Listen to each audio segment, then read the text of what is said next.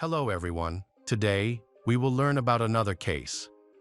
The case of Zachary Davis.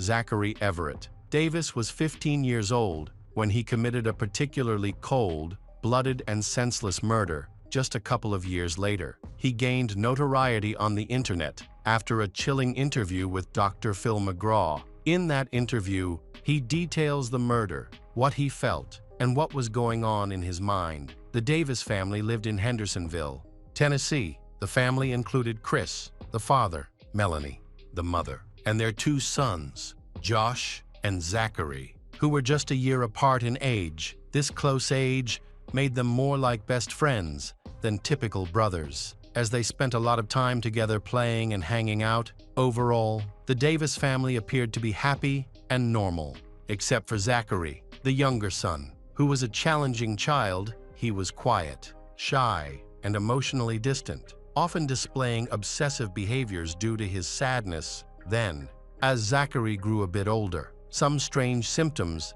began to manifest, and it became clear that he was suffering from a mental illness. This situation was a significant challenge for both Zachary and his family, but they persevered and sought help from various specialists. In 2009, Chris Davis, the father of the family, passed away from motor neuron disease, also known as ALS. This degenerative condition affects muscle control, leading to a gradual loss of movement over time. Individuals with ALS often become unable to walk and may need a wheelchair. The disease also impacts speech, making it slurred and difficult to understand, and in some cases, it can completely rob patients of their ability to speak. Witnessing a loved one endure this painful decline is incredibly challenging. Unfortunately, the Davis family underwent this firsthand as they watched Chris decline until his death. This experience deeply affected the entire family, especially Zachary, who was very close to his father. After his father's passing, Zachary's behavior changed significantly. He became withdrawn and fell into depression. His mental health worsened, making daily life a struggle. He was hospitalized multiple times. He was diagnosed with early-onset schizophrenia and depression stemming from his loss. A psychotherapist was assigned to him, and Zachary attended 4 therapy sessions before he stopped going, since he was only 12 at the time. His mother, Melanie, took him to the appointments. For reasons unknown, she eventually decided to discontinue the therapy sessions and instead began taking him to a doctor. Whether Zachary resisted therapy or his mother was too busy, he ultimately received no support for his mental health issues despite his challenges. Zachary made an effort to lead a normal life. He attended school, but he rarely interacted with anyone there. While he went to class, his classmates found him odd because he never initiated conversations. For instance, if someone smiled at him, he wouldn't smile back. He would simply look away. He only spoke when absolutely necessary, such as when a teacher addressed him or when an important question was asked. When he did talk, his voice was very soft, almost a whisper. As if he were hesitant to join the conversation, Zachary had no friends. Likely because he did not enjoy socializing or meeting new people, his only close companion was his older brother, Josh. They played and spent a lot of time together before their father's death. After Chris's death, Zachary became withdrawn and seemed to prefer that state. His classmates noticed that he wore the same hoodie every day and often kept the hood up when he was outside, which displayed unusual behavior. Unlike his brother, Josh, who was active, participated in sports, had many friends, and frequently attended parties, Zachary chose to isolate himself in his bedroom. He showed little interest in going outside or engaging in a lively, varied life. He did enjoy reading and watching movies, especially horror films, which were his favorite genre. He also had a fascination with true crime documentaries and became overly engrossed in real-life criminal cases, sometimes idolizing the criminals. This interest was unhealthy. While watching crime films, Zachary exhibited no empathy for the victims and instead became captivated by the killers. Viewing them as role models, he kept multiple notebooks because he loved to write and draw. One of these notebooks was always with him and served as a diary where he recorded his feelings and daily experiences. When Zachary turned 14, he told his mother that he had started hearing voices. Specifically, there was one voice he heard every night that caused him so much stress he could hardly sleep. This voice belonged to his deceased father and said many distressing things. Concerned, Melanie took Zachary to a psychiatrist. Unfortunately, his condition only worsened initially. Zachary only heard the voice at night when he was trying to sleep, but eventually it began to occur all the time, and he found himself constantly talking to it over the next few years. Zachary's mental health continued to decline, and he did not receive adequate support, although he had a diagnosis. He did not attend regular therapy sessions and likely wasn't on any medication after the loss of Chris. Melanie tried to balance work and household responsibilities while spending quality time with her sons. She worked hard to create a sense of normalcy in their lives by organizing family activities and planning fun outings. On August 10, 2012, Melanie took her sons to the movies, and they all had a wonderful time. After the movie, they returned home late and went to bed, however. Zachary had different plans for the night. He packed a backpack with notepads, pens, a toothbrush, a change of clothes, a ski mask, gloves, a hammer, and a knife. He then zipped up the backpack and went to the garage to retrieve a heavy sledgehammer that the family kept there. Around 11 p.m., Zachary picked up the sledgehammer and walked to his mother's bedroom. He paused at the door. Looking at his mother was asleep with the lights off. In that moment, he felt completely clear-headed. He approached her, lifted the sledgehammer, and began to strike her repeatedly with all his strength. He did this with such brute force that her blood splashed all over the room. The force of the blows caved in his mother's skull. Zachary recounted that his mother regained consciousness after the first or second blow, but she couldn't speak. Instead, she started to have convulsions during this time. Her eyes were open, and Zachary glanced into her eyes while he struck her with the sledgehammer, even though his mother was looking at him. She was unaware of her surroundings or what was occurring. Zachary admitted that throughout the violent attack on his mother, he was laughing, describing it as joyful laughter. 15-year-old Zachary brutally killed his mother in just a few minutes, however. He had more planned. His older brother, Josh, who was 16 at the time, was asleep in his bedroom after killing their mother. Zachary went downstairs with a bloody sledgehammer, leaving a trail of blood in the hallway before leaving the weapon in the laundry room. There are conflicting reports about what he did next. Some say he took gasoline, while others claim he grabbed whiskey or another flammable liquid. Zachary then returned to his mother's bedroom and began pouring the liquid everywhere. He also soaked the game room upstairs with the flammable liquid. After setting fires in both rooms, he took a pre-packed backpack and left, allowing the house to burn along with his mother's body and his still-living brother. Zachary's plan went horribly wrong. He wanted the house fire to destroy any evidence of his crime and to eliminate his brother. However, he made a critical error by setting the fires in 2 rooms and then closing the doors. This restricted the fire's spread, causing the smoke alarms to activate immediately. The noise of the alarms woke Josh. He jumped out of bed and rushed to his mother's bedroom. When he opened the door, he was met with a horrifying sight. His mother lying on the bed, covered in blood. In that moment, Josh realized he couldn't save her. She was already dead. Frantic, he ran out of the house to a neighbor's home and called 911. It's hard to fathom what must have been racing through Josh's mind. Everything unfolded so quickly. He woke to the fire alarm, discovered the blaze, and rushed to help his mother, only to find her lifeless body. The sequence of events unfolded rapidly, demonstrating how effectively the brain processes such situations. Emergency services arrived at the scene and extinguished the fire. Unfortunately, Melanie Davis was declared dead on sight, and the police began questioning Josh about what had happened. He immediately informed them that his younger brother, Zachary, who was gravely ill, was missing. Zachary had not been in the house during the fire. prompting the police to issue a missing persons report for him. This information was dispatched to all local police officers, and search teams quickly began their efforts. Knowing that Zachary could not have wandered far, he was located the following morning. About 10 miles from home, the police concluded that as soon as he left the house, he just kept walking, stopping occasionally to make entries in his notebook. When found, Zachary was covered in blood and was still wearing the same clothes in which he had killed his mother, although he had a change of clothes in his bag.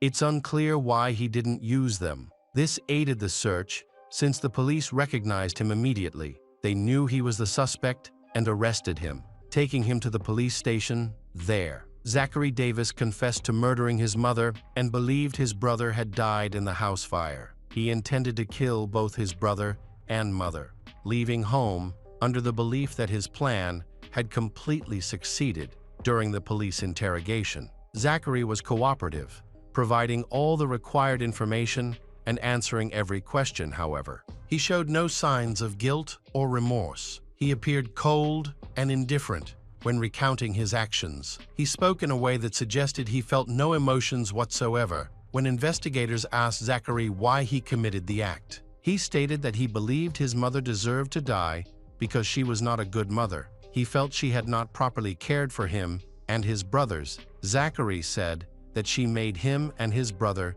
do everything around the house, including washing and cooking. He also said that they essentially had to raise themselves, which likely started around the time their father died. Zachary thought it would be futile to communicate his feelings to her. He believed that bringing up his concerns, expressing himself, or attempting to change her behavior would be pointless because he thought she would not listen. As a result, he believed his only solution was to kill her. However, this was not the only reason for the murder. Zachary also experienced distress because he heard the voice of his deceased father every night, which prevented him from sleeping. This voice communicated dreadful things to him. The voice Zachary heard primarily spoke about his mother, Melanie, claiming she was bad and deserved to die. This is what the voice, which Zachary believed to be his father's, conveyed to him, leading him to think that Melanie should die. When the police asked Zachary how long he had been hearing these voices, he said they had been in his head for a long time. Zachary admitted he hadn't planned it for long. He had the idea and organized everything on the same day, carrying it out just a few hours later. He may have even decided to do it before they went to the movies, despite claiming that the idea was spontaneous. Zachary's resentment towards his mother had been building up for quite a while. Zachary explained in his interview with Dr. Phil McGraw that he chose the day of the incident because he was free and saw it as a good opportunity to act. During the interview, Dr. Phil asked Zachary what it sounded like when he struck his mother with a hammer, and in a chilling moment, Zachary smiled and described the sound as a wet, dull thud. He laughed several times throughout the conversation. Dr. Phil remarked that such laughter is often a sign of nervousness rather than malicious enjoyment. Regardless, Zachary's laughter came across as unsettling. He claimed to love his mother. Though his sincerity was questionable, he acknowledged that they were not close and rarely communicated. Yet there was no animosity between them. The case shocking not only to the public, but also to those who knew the Davis family. While many were aware that Zachary struggled with mental illness, no one expected him to commit such an act against his mother. Zachary also mentioned that he never truly argued with his mother. Instead, he preferred to withdraw during conflicts. So why did he label her a bad mother if there was no real tension? According to him, their mother simply stopped being a mother to them. However, his relationship with his older brother Josh was even worse than his relationship with his mother. Although very few knew about this from the outside, they seemed like best friends during his teenage years. Zachary claimed that Josh abused him severely, even while their mother was at home. It's important to note that Josh was never charged or convicted of any crime, and Josh firmly denies these allegations. He defended himself during a hearing when Zachary's claims were brought up in court as a reason for Zachary's desire to harm him. In court, Josh reiterated that these incidents never occurred. No evidence supports these claims, but it would be challenging to find proof, even if they were true. Zachary claims that this incident significantly influenced his decision to kill his mother. He felt anger towards Melanie. Believing she should have protected him, he felt let down by her because she was in the house when Josh harmed him but did nothing to intervene. She didn't even notice. It seemed to Zachary that she didn't care, and he allegedly tried to tell his mother what Josh had done. But she didn't want to hear it. Zachary wrote in his diary that she wouldn't listen to him and that she never believed him. She got angry every time he brought up the subject. She yelled at him, saying he was lying. This was one of the few topics they argued about. As they generally did not have many disagreements or conflicts within the family, Zachary revealed that the violence he experienced deeply affected him. Following the incident, he refrained from bathing for several weeks because the bathroom lacked a lock, and he was afraid his brother might break in while he was vulnerable. This led to him smelling very unpleasantly, which further fueled his anger towards his mother. It is hard to believe that a mother wouldn't notice their child had stopped showering, yet Melanie never mentioned this to Zachary. As a result, Zachary began to harm himself, which was the most severe sign of his illness. He expressed thoughts of wanting to kill his mother with a sledgehammer, wishing for her to die a painful death rather than peacefully in her sleep. He fantasized about starting a fire while Josh was still in the house, so that Josh would wake up in panic as the flames approached him. Wanting him to suffer, however, things didn't unfold as Zachary had envisioned, and Josh survived now. Reflecting on these events, Zachary regrets not having followed through with his plan to ensure his brother was dead before leaving the house. Many believe that Zachary was not mentally fit to stand trial, but he was ultimately deemed competent, and the trial proceeded, although he was only 15 years old at the time of the crime. He was tried as an adult. Zachary's defense team presented several factors that may have influenced his actions. They highlighted the death of his father, the voices he claimed to hear from his father, the violence inflicted by his brother, and the alleged neglect he suffered from their mother, Melanie. These were presented as reasons for Zachary's behavior. However, a few days into the trial, an unexpected development occurred. When called to testify about his mother's murder, Zachary claimed he did not commit the crime. This was surprising, especially since he had previously confessed to the police and discussed the incident for months. He now stated that he had no knowledge of who killed his mother and later accused his brother, Josh, of the murder, saying he tried to cover for him by taking the blame. No one believed this new story, as the evidence clearly pointed to Zachary as the perpetrator. It was evident to everyone that he was responsible for the crime, and it was well known that Josh was not involved in their mother's murder. On Friday, June 5, 2014, when Zachary was 17 years old, Sumner County Judge D. David Gay sentenced Zachary Davis to life in prison, with a minimum term of 60 years in Tennessee and the possibility of parole after 51 years, when he is eligible for parole. Zachary Davis will be about 68 years old. Whether this murder was a brutal murder or the result of a mental disorder, it is a tragic story of a family destroyed.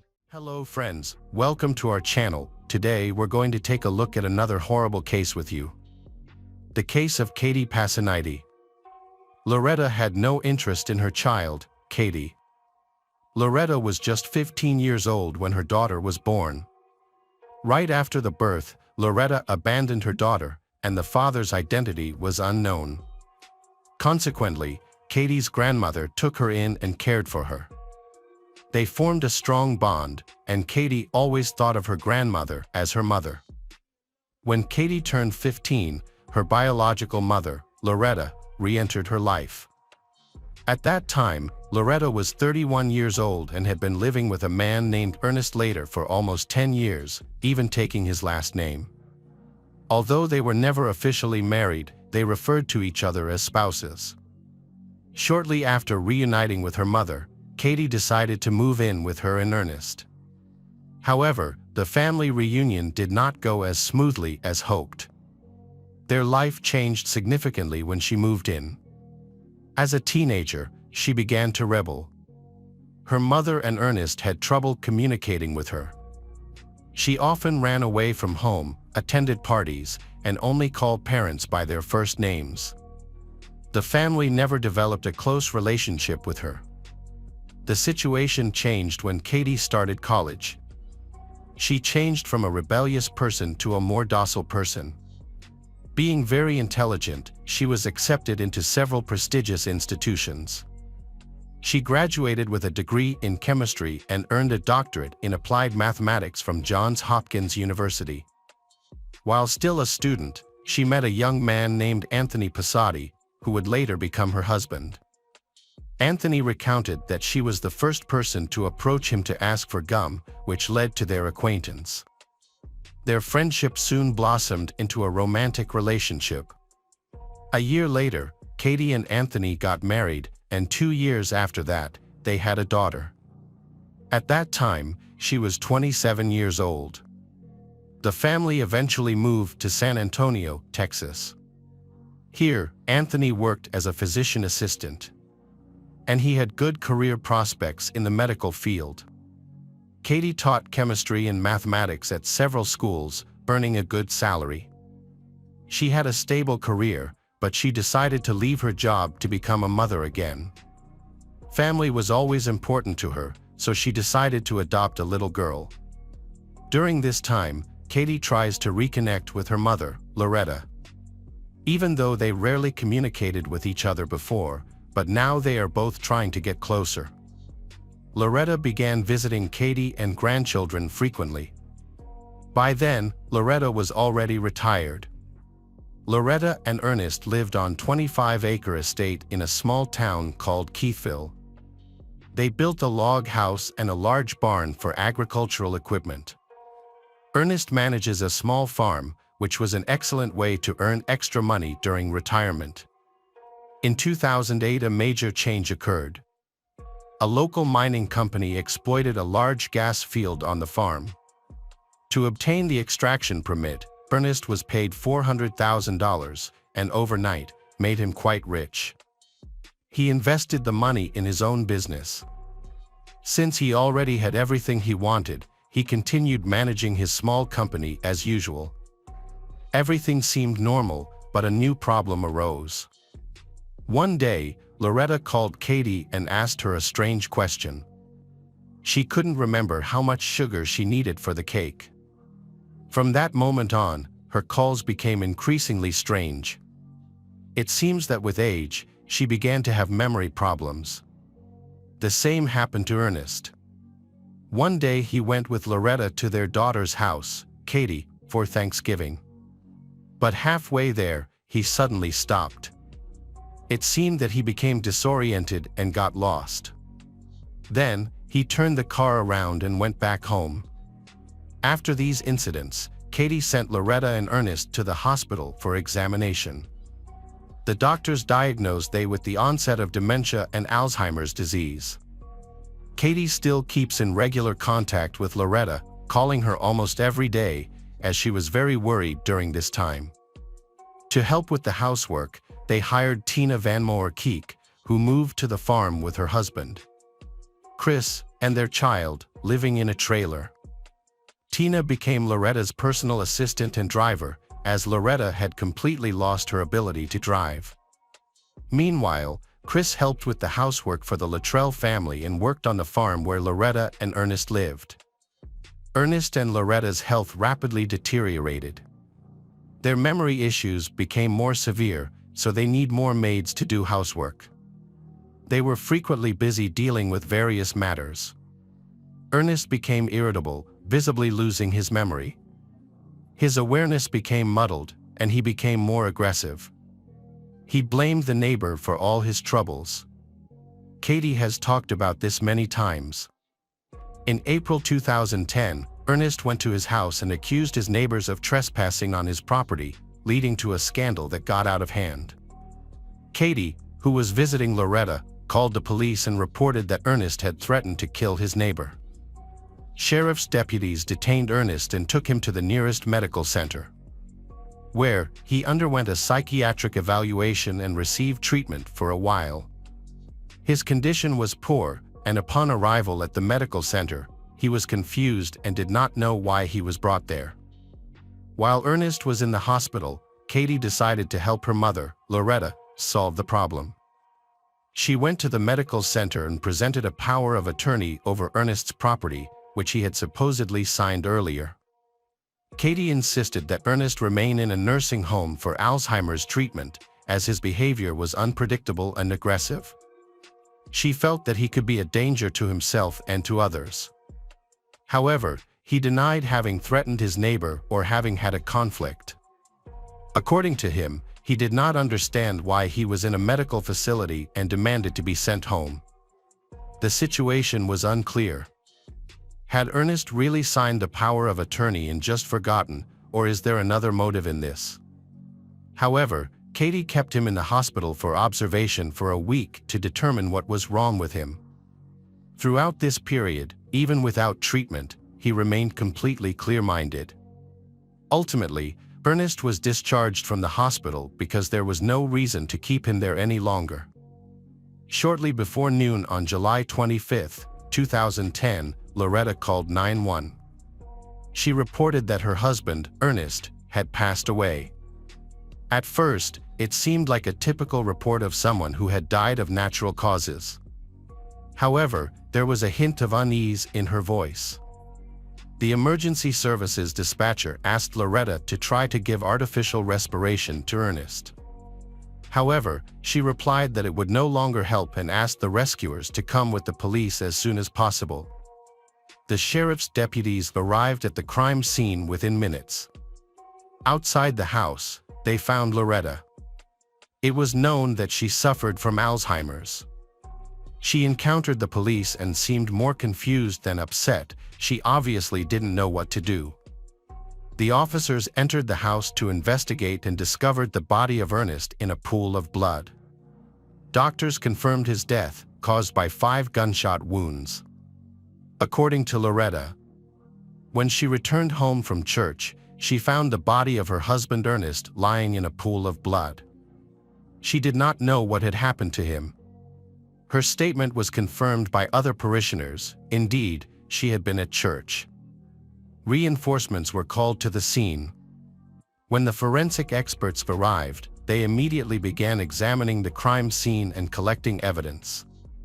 They noticed that some valuables were missing from the house, including Ernest's car. Near the place where the car had been stolen, they found unusual boot prints with a unique design. Tina, the housekeeper, and Chris lived on Ernest's farm. They claimed they were not at the house during the murder and provided a store receipt as proof of their whereabouts, which confirmed their alibi. Meanwhile, detectives reached out to Loretta's closest relatives. They later learned she had a daughter, Katie, who lived in San Antonio, Texas. Upon hearing the tragic news, Katie traveled to support her. Investigators are currently having difficulty clarifying the incident. What happened at the farm that day? At the scene, police confirmed that Ernest had died tragically. It certainly wasn't him who ended his life, as there was no weapon nearby. Someone had killed him, and the gun was hidden by the killer. Finding the gun became a priority for the investigation because it could offer important clues. Ernest was shot at point-blank range, including in the head, leaving no chance of survival.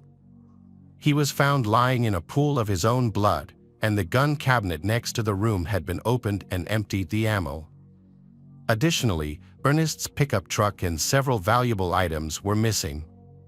The truck was easy to locate because it had distinctive features, including a homemade fuel tank. Ernest used this tank to refuel his agricultural equipment. It had a large capacity, designed to supply equipment for 2 days.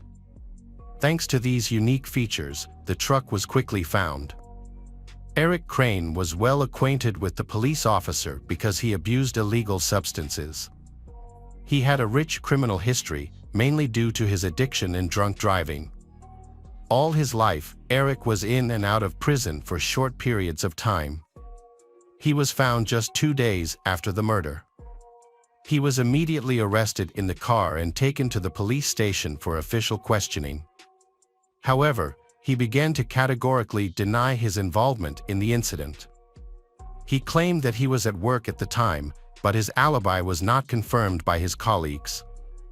Besides, he also could not explain how he ended up driving Ernest's pickup truck. His boots had a unique pattern on the sole, resembles shoe prints found at the crime scene. However, at first they could not get him to confess. Eric was kept in custody during the investigation because it seemed he was pretending and not telling the truth. On the day he was arrested, a local TV crew found out and went to the auto repair shop where he worked. They interviewed his manager and colleagues, who revealed that he was absent from work at the time of the murder. Surprisingly, while they were there, the shop manager received a call from Eric, who was calling from prison. Eric informed his employer that he was in trouble and couldn't come to work. He also asked his boss to lie to the police, saying he was at work at the time. His boss then asked if he had really killed Ernest. Then, he shared a shocking story. He admitted to pulling the trigger and shooting Ernest, but claimed he was persuaded to do so by Tina, an employee who was also Loretta's driver. It turned out that Tina and Eric were lovers, and she had asked him to help with the crime. He claims that Loretta is the one behind it all.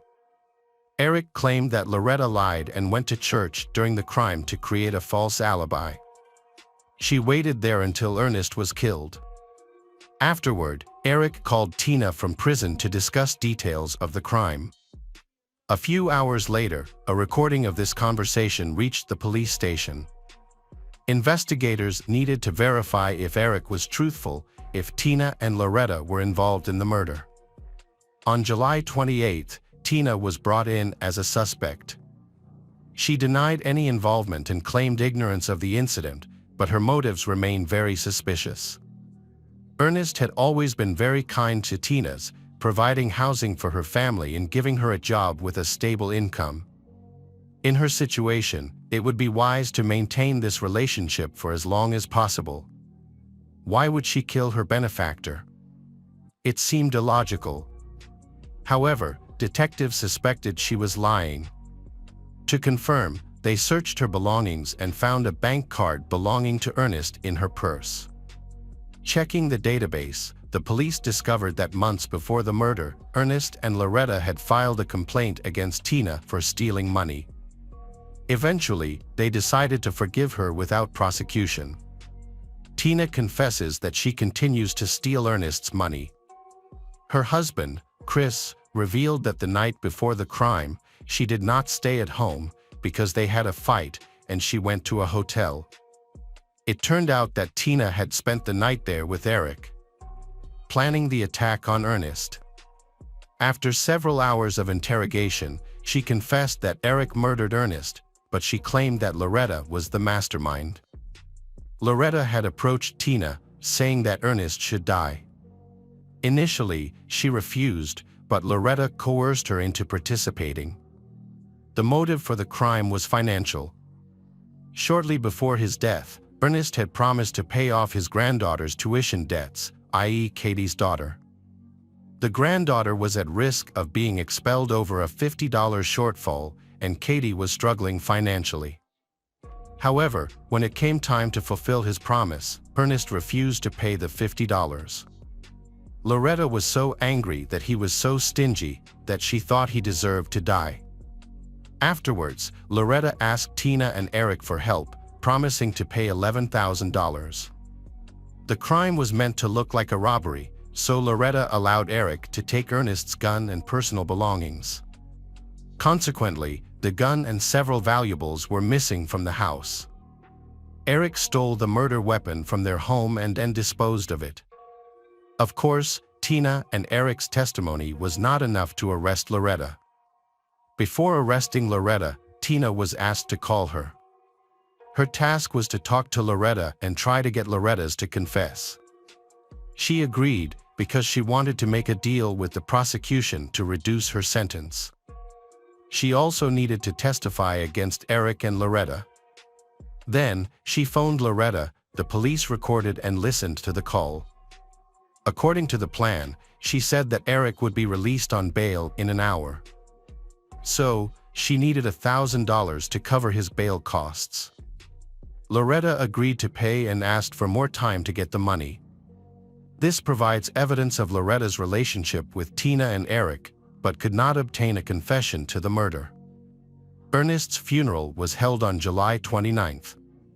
After the ceremony, Loretta was arrested as she left the cemetery. She was accused of hiring Eric to kill her husband, Ernest, and taken to the police station for questioning. Despite the accusations, she denied any involvement. The police pressured her, claiming she attended church that day, knowing Ernest would be killed. They alleged that she had orchestrated the crime. However, she remained firm, stating she attends church every Sunday. She also acted confused, repeatedly asking what she was guilty of. There is no concrete evidence against her, other than a phone call. It doesn't prove much. Loretta repeatedly claimed that she was always in church during the time of the crime. She mentioned her Alzheimer's disease and called the idea of her killing her husband absurd. She suggested that Tina, who had previously stolen money, may be involved in Ernest's murder. However, she denied any involvement herself. Her daughter, Katie, supported her claims and often shared this perspective with journalists. Even Ernest's family believed Loretta was not involved, pointing to her harmonious relationship with Ernest over the years. However, they later informed the police that they suspected Katie and insisted Katie should be more thoroughly investigated. It seems money is the motive. Ernest's farm was valued at around $1.5 million. Upon his death, the farm would pass to Loretta, and after her death, it will be passed on to Katie. Therefore, Katie focuses more on Ernest's assets. Because of this, Ernest's relatives decided to take the case to court. Nonetheless, Katie had a copy of Ernest's will, which allocated the property to Katie and her daughters, leaving the entire Ernest's family out of the inheritance. However, the dates in the will have many suspicious points. It was signed just 3 weeks before Ernest's death. His relatives believed it was either forged or that he was coerced into signing it while unaware of his actions. Consequently, they decided to contest the will in August 2010. By then, the investigation into Ernest's murder was nearly complete. There were 3 suspects: Loretta, believed to be the mastermind, Tina, an accomplice, and Eric, the executor of the plan.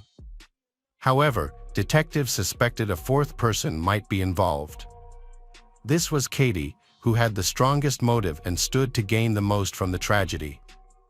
Ernest's family insists that he will not pass on his inheritance to Loretta's stepdaughter, Katie. Ernest's family is certain that he wouldn't leave his inheritance to Loretta's stepdaughter, Katie.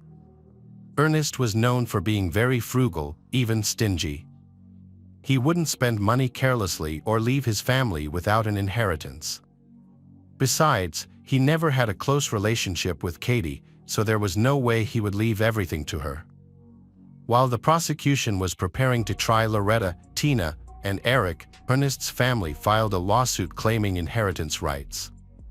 By then, the battle over the inheritance had been ongoing for several months. As police looked into the details of the incident, they began to suspect foul play.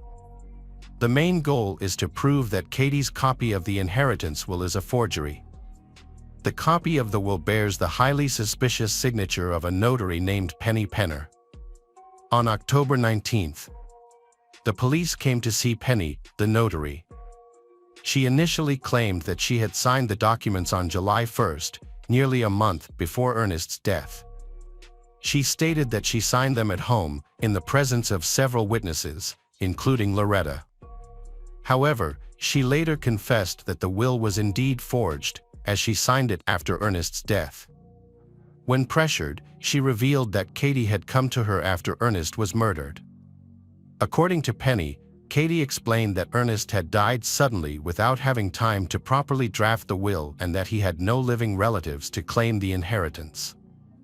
Katie was concerned that her mother, Loretta, who suffers from Alzheimer's disease, will have difficulty registering property, resulting in the property belonging to the state. The notary Penny feeling sympathy for Katie. She did not investigate the true circumstances and decided to help her. However, facing criminal charges, she chose to disclose the truth to the investigators. To avoid legal issues, she agreed to assist the detective by making several phone calls to Katie. Her task was to get Katie to confess to forging the documents. Following the plan, she called Katie, claiming she had problems with the police and needed details of the incident to draft a new document to distract the investigation. Katie answered several questions, which led to her conviction for involvement in the forgery of the will. The police had enough evidence to search Katie's house in San Antonio. They came to search for documents related to her forging of the will. When the officers entered, Katie reached for her purse. Fearing she might have a weapon, they handcuffed her. However, the purse contained no gun, only a letter with instructions for creating a fake, which she intended to destroy. In the house, they discovered boxes of documents, including copies of power of attorney for the house and notes regarding Ernest's health. It appeared she had been monitoring him for a long time, possibly waiting for the right moment to act. The police hoped to find evidence that she was involved in Ernest's murder, but they found nothing. Investigators suspected she had planned the murder with Loretta, but lacked direct evidence. Ultimately, they had to release Katie and remove her handcuffs. However, they did not give up. Instead, they decided to change their approach. After visiting Katie's house, the investigators decided to change their approach. Meanwhile, Loretta had been in jail for a long time without bail. Her Alzheimer's disease was worsening, and she was declared incompetent to stand trial due to her health. Consequently, she was sent to a psychiatric hospital for criminals indefinitely. During this time, she confessed, but her confession was not considered significant because of her condition. At the trial, the prosecution doubted that Loretta could have planned the crime alone. It seemed clear that she had assistance, probably from her daughter, Katie. After that, investigators focused on Eric Crane. In June 2011, he pleaded guilty to the crime in exchange for life sentences without the possibility of parole, thus avoiding the death penalty. As part of the deal, Eric was required to testify against everyone involved in the crime. Then, the detectives pressured Tina by threatening that they would find a way to get her the death penalty. This pressure was enough to make her confess. She pleaded guilty and agreed to testify against the other conspirators. Her interrogation was recorded on video, exposing criminal activities. Tina revealed that Loretta planned the crime and convinced her to kill Ernest. Katie was also aware of the plan and conspired with Loretta. In return, Loretta promised Tina that she and her family could live in Ernest's house indefinitely. More than a year had passed since Ernest's murder, and finally, the investigation had gathered all the necessary evidence. On March 2, 2012, the police returned to San Antonio and went to Katie's house. They forced their way in, breaking down the door. Katie's husband watched as she was handcuffed and taken away. On April 25, 2013, Katie appeared in court. She accused of committing murder in July 2010. She faced the possibility of life imprisonment without parole. The prosecution argued that her sole motive was to take over Ernest's farm. At first, she intended to put him in a nursing home to take over the house. She planned to fabricate a story about a scandal with the neighbors, then trick him into signing the power of attorney. When this plan failed, she allegedly turned to a more violent alternative. By this time, Loretta's Alzheimer's disease had progressed, but Ernest remained in good health.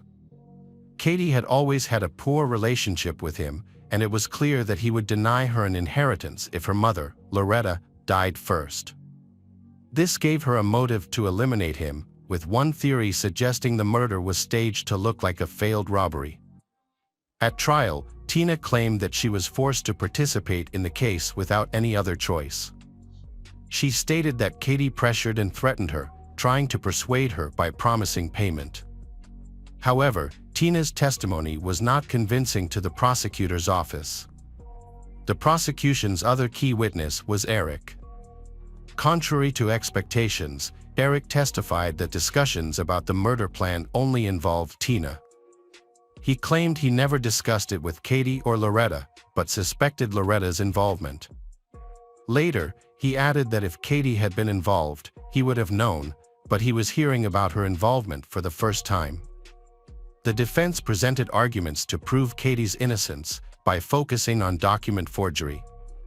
According to the lawyer, Katie had indeed used a notary's services to prevent her mother from receiving an inheritance, but this has nothing to do with the murder.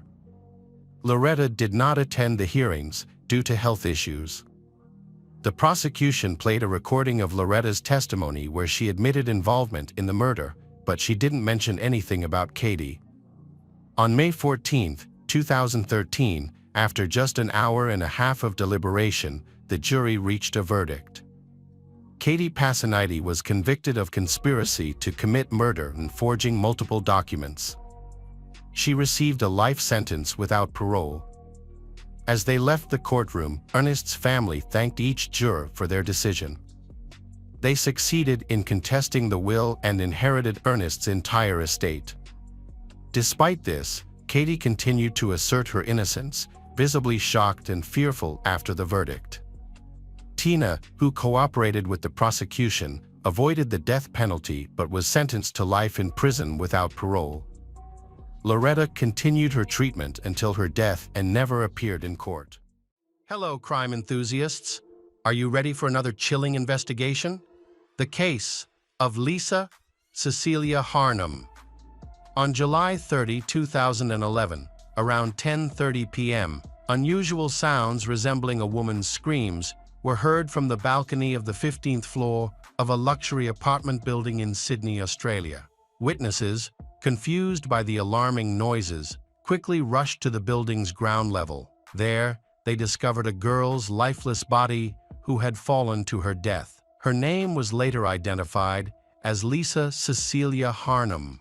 Moments later, a visibly distraught man exited the building, overwhelmed with shock and grief, suggesting it was a tragic accident. Lisa had a passion for dance from a young age and was actively involved in ballet as a teenager. She was well known for her sociable, confident, and energetic personality. In 2005, at the age of 24, Lisa loved to travel and gain new experiences. She grew up in the suburbs of Toronto, Canada. Lisa then moved to Australia. Lisa initially came to Australia on a 12-day working visa. However, she extended her stay by working at a hair and beauty salon in Sydney. The position suited Lisa well, as she had a passion for fashion, unique hairstyles, and the latest beauty trends. Despite being away from home, Lisa kept in touch with her family in Canada, regularly speaking to her mother. Lisa's family was also supportive of her decision to move and her desire to become an Australian citizen. In 2009, Lisa was looking for a new apartment, and a friend introduced her to a potential roommate, Simon Gattani, who was about 10 years older than her. Simon was a shoe importer, known for wearing expensive suits and living a typical lifestyle of successful Sydney businessmen. He and his business partner mainly imported luxury shoes from the United States and sold them online in Australia for a profit. Initially, Lisa told her mother that the accommodation arrangement was only temporary. She planned to stay with Simon while she continued to look for another place to live. Lisa assured her mother that there was nothing to worry about. Lisa moved into Simon's luxurious apartment on the 15th floor of a high-rise building in central Sydney. The apartment had large windows and a spacious balcony. After only 2 months of living together, they began a romantic relationship. Lisa told her mother that she and Simon were starting to date, and their relationship seemed to be progressing rapidly.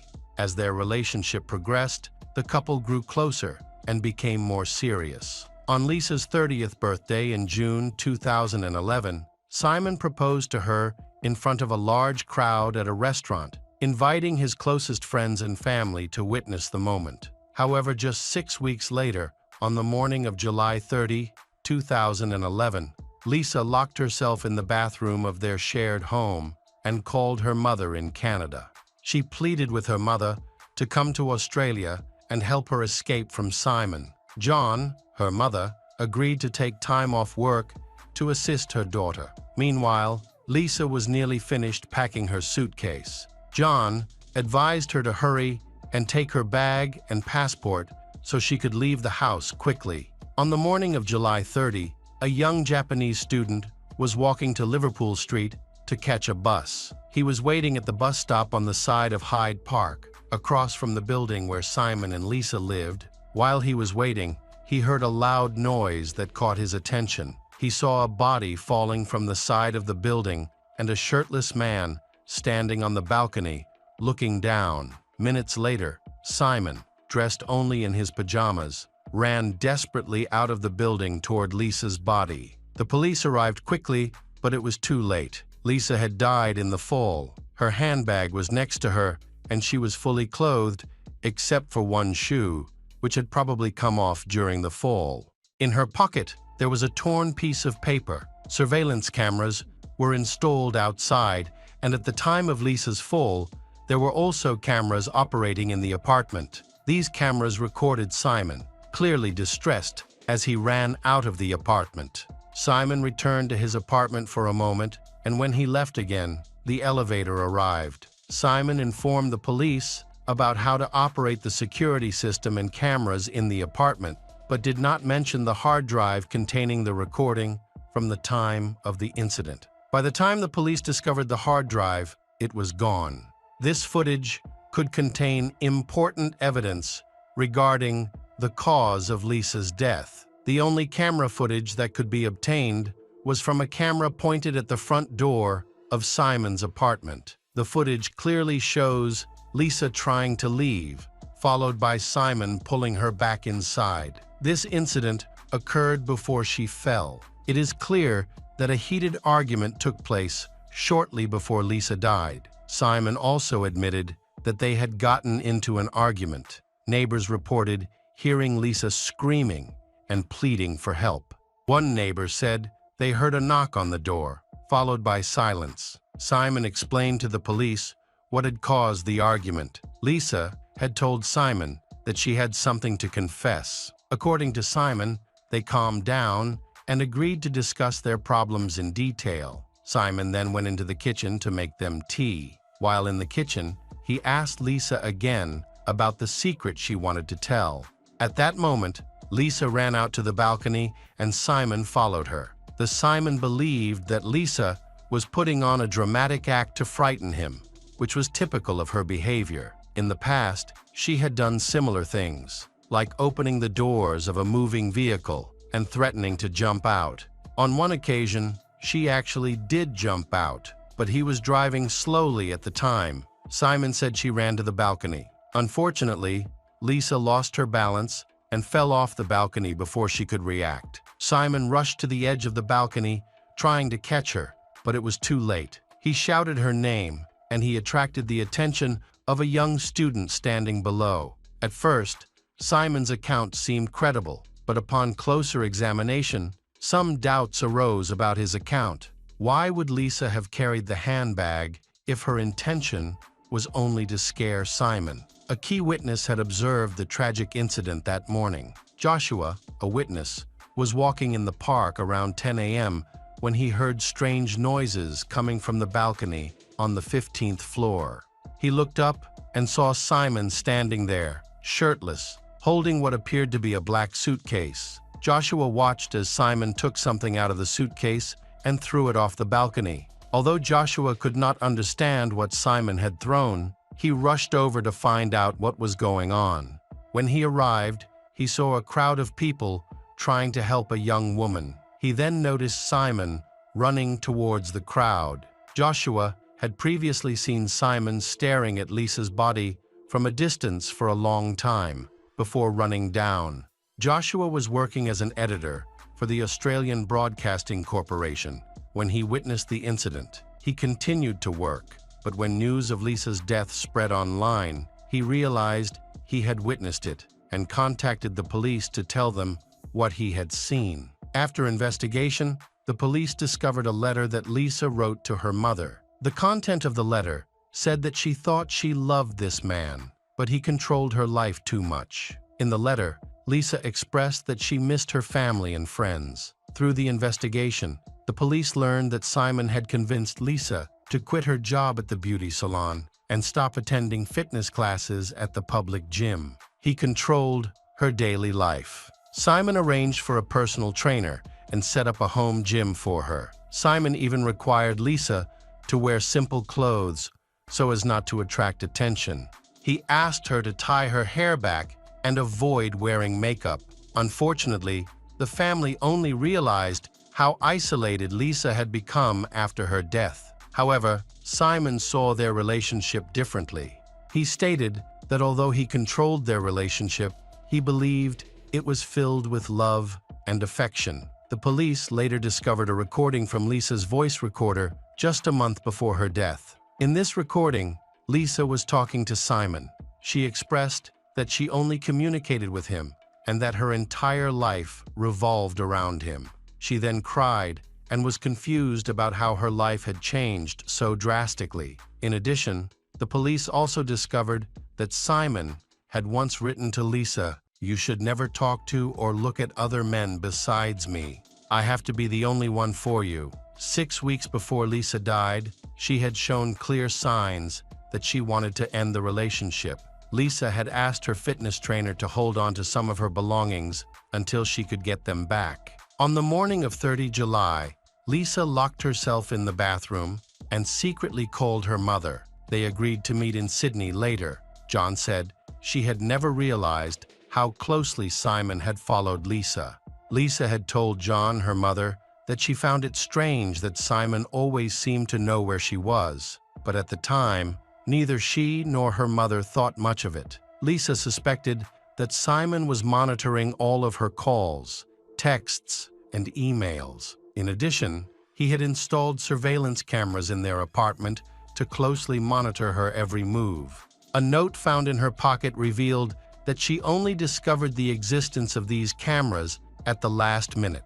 Through the footage, Simon learned about Lisa's intentions to leave him, her interactions with her coach, her conversations with her mother, and her plans to fly to Canada. Simon Gattani was charged with murder by police, and he was initially arrested but later released on bail. He pleaded not guilty in January 2012 and was released on bail until his trial began in November 2013. The media were not allowed inside the courtroom. A notable focus was Simon's new girlfriend, 23-year-old Rachel Louise. Her striking resemblance to Lisa attracted media attention and increased interest in the trial. Rachel has consistently shown her support for Simon throughout the trial, speaking out about his innocence whenever possible. She reportedly contributed about $85,000 of her own savings to pay for his defense attorney. The trial took place and lasted 4 weeks, starting on October 21, 2013. Simon's defense claimed that Lisa intended to jump over the railing due to her ongoing depression, but this explanation seemed unlikely. Material evidence could help clarify the situation.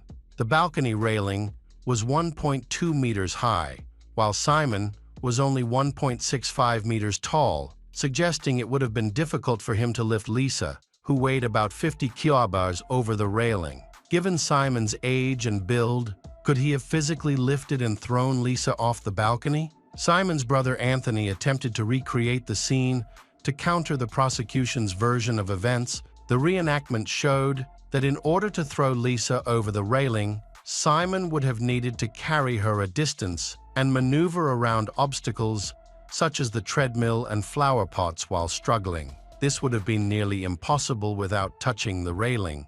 But when the police arrived, everything was intact. Surveillance camera footage from the building showed that the incident took place over the course of just a few minutes, which would not have been enough time to clean up the crime scene. According to Simon, Lisa fell from the balcony. If the couple had argued, there would likely have been evidence of a struggle on their bodies, but none was found. Neighbors reported hearing screaming in the hallway and near the apartment door for over a minute, suggesting that Lisa was unconscious or that the couple had chosen to resolve the argument amicably, although this is unlikely. The investigation found no signs of trauma other than those caused by Lisa's fall, suggesting that it was unlikely that she had been unconscious due to a head injury. It is also unclear how she would have been able to hold on to her bag if she had been unconscious. These points cast doubt on the testimony of the main witness, who claimed that Simon had deliberately killed Lisa. Joshua was the only person who witnessed the moments before Lisa fell, while the others only reported hearing some noises. Joshua, the international student closest to the incident, was facing the building when he heard a loud noise. He looked up but did not see what was causing it. Joshua described hearing loud, frantic screams. He initially thought the screams were someone arguing and throwing something from the balcony. When he looked up, he saw a shirtless man throwing what appeared to be a black sports bag or luggage from the 15th floor. In court, Joshua agreed with Simon's defense that the screams were heard shortly after he saw the man on the balcony. Joshua explained that this all happened in fractions of a second. When asked if his testimony could be inaccurate due to his distance from the crime scene and the timing, he acknowledged that it could be. The evidence suggests Simon is innocent, as it would be impossible to commit such an act in just a few minutes without leaving a mess. However, during the investigation, police uncovered Simon's past. He was first arrested for assault as a teenager in 1991 after a confrontation with his ex-girlfriend's employer. Simon allegedly harassed her at her workplace in a Sydney shopping center. Her employer decided to defend her, but after the fight, Simon brought a dozen friends with him and they attacked his ex-girlfriend's employer. Simon was later caught in a car with stolen goods when police arrived at his home after he failed to attend a scheduled court hearing. He attacked 2 police officers at the age of 20 and was charged with assaulting a police officer after biting off the officer's earlobe. Simon served 2 years in prison. However, he did not serve his full sentence and was released on bail. In the following years, he was arrested for supplying drugs and convicted in New South Wales, receiving a 3-year prison sentence. By the time Lisa had unwittingly moved in with him, Simon had started a women's footwear import business operating through a website, appearing to be a legitimate and successful businessman. The final trial lasted several hours before the judge delivered his verdict. The judge found Joshua's testimony to be credible. They found Simon's testimony unconvincing, suggesting he appeared to be acting rather than being sincere. The judge concluded that, although Simon had a coherent story, his account lacked the necessary details to be considered credible. When the jury returned a guilty verdict for murder, Simon's girlfriend, Rachel, shouted at the judge, "You're completely wrong," and left the courtroom in tears. She became the target of fierce criticism from the media in Australia and abroad for supporting Simon. Rachel later sued the Deli Telegraph over 3 articles that allegedly portrayed her as a prostitute. Rachel eventually won an undisclosed settlement from the Deli Telegraph and continued to maintain that Simon was not guilty of murder. The judge sentenced Simon Gittany, then 40, to 26 years in prison for the murder of Lisa Cecilia Harum. He will be eligible for parole on 21 May 2031. Lisa's family traveled from Toronto to Sydney to attend the trial. Hello again, true crime fans. We've got another mysterious case to explore. The case of Noima Greyber. Noima Greyber was born in Mexico. From a young age, she found joy in traveling. Immediately after graduating from high school, she began working as a flight attendant for a local airline. Noima was one of the first Mexican women to learn to fly passenger planes in the 1970s. At that time, it was not common for women to become pilots, but Noima was determined to pursue her goal. She paid for her own flying lessons with the money she earned as a flight attendant. In this way, she paved the way for many other Mexican women in the aviation industry, proving that it was indeed possible. This achievement was groundbreaking for her time. Noima met her future husband Paul at a party where they both expressed their love for each other. However, circumstances forced them apart. Paul had to return to his hometown in the United States. 11 years later, while traveling through Mexico, he reached out to Noima and asked to meet. She agreed, and after their date, they realized they couldn't live without each other. They started seeing each other more often and communicated regularly by phone. Their relationship progressed towards marriage, and in 1986, they got married in Noima's homeland when she was 33 years old. During this time, she worked as a flight attendant, pilot, and business consultant in Mexico City. The couple lived happily ever after. Their first child, Christian, was born in 1991, followed by his younger brother Jareth a year later. However, they found Mexico to be an unsafe place to raise children due to widespread crime and unrest, especially in their high-crime neighborhood. As a result, they decided to move to a safer place for their children. In 1992, the Noima family moved to the small, friendly town of Fairfield, Iowa, USA.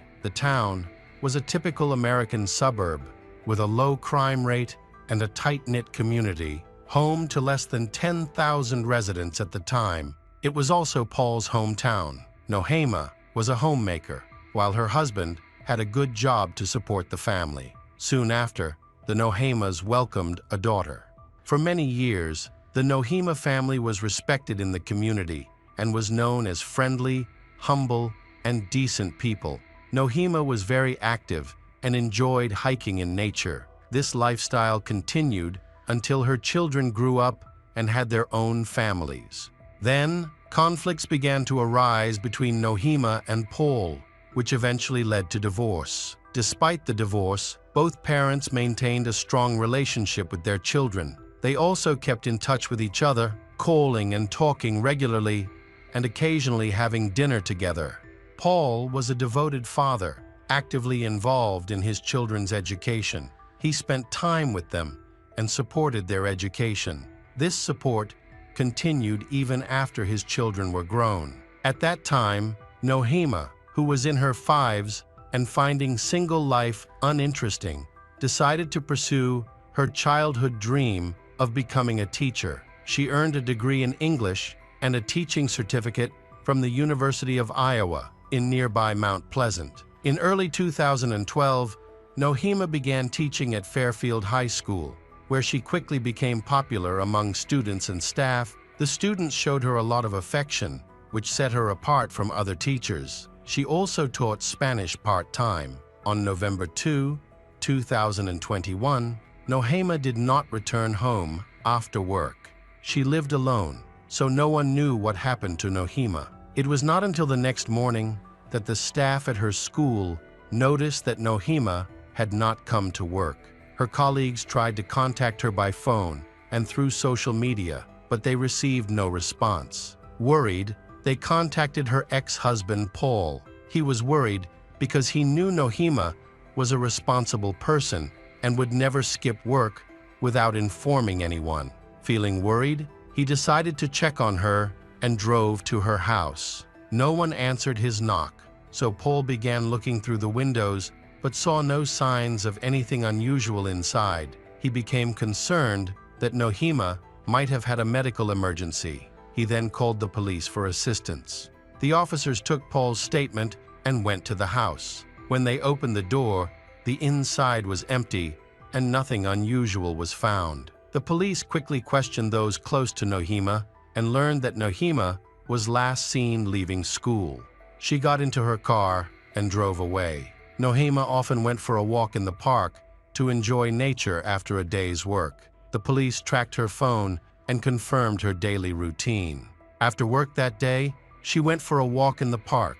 Police requested surveillance camera footage from the park and began an investigation. A family member provided valuable information about Noima's daily walking route.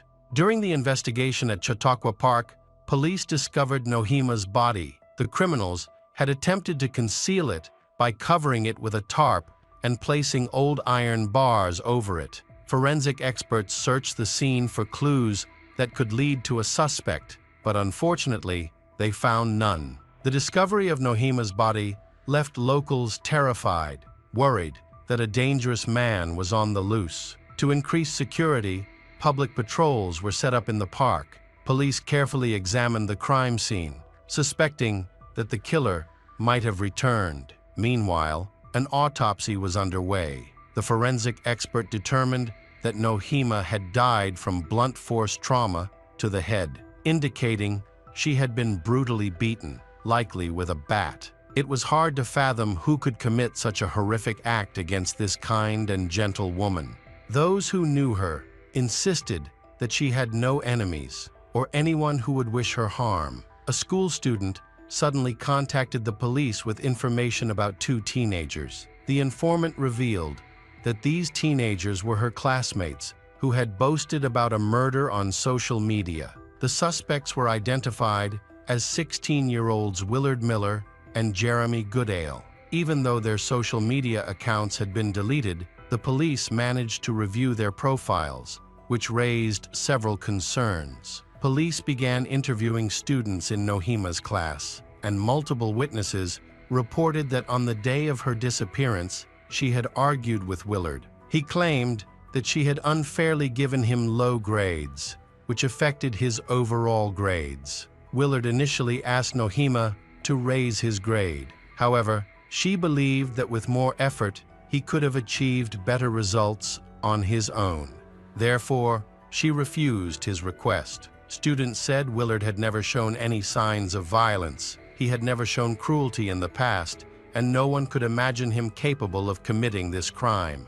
He came from a respectable family, but according to some classmates, he had a grudge against his teacher, Noima. The Willard stated that he had never received bad grades before joining Noima's class and attributed his drop in academic performance to the teacher's perceived bias. However, other students disagreed, believing the teacher was fair and graded all students appropriately. Following this information, the officers decided to visit the Willard's home for further discussion. When the police arrived at Willard's home, he remained calm and confident throughout the conversation. However, when the conversation turned to the murder, he became angry and spoke disrespectfully about Noima. Willard initially claimed that the teacher had intentionally given him a low grade and that he had no idea that her body had been discovered. He thought she had just been reported missing and was the subject of a search. However, when the police confronted him and revealed that Noima had been murdered and her body had been found, all the evidence pointed to his involvement.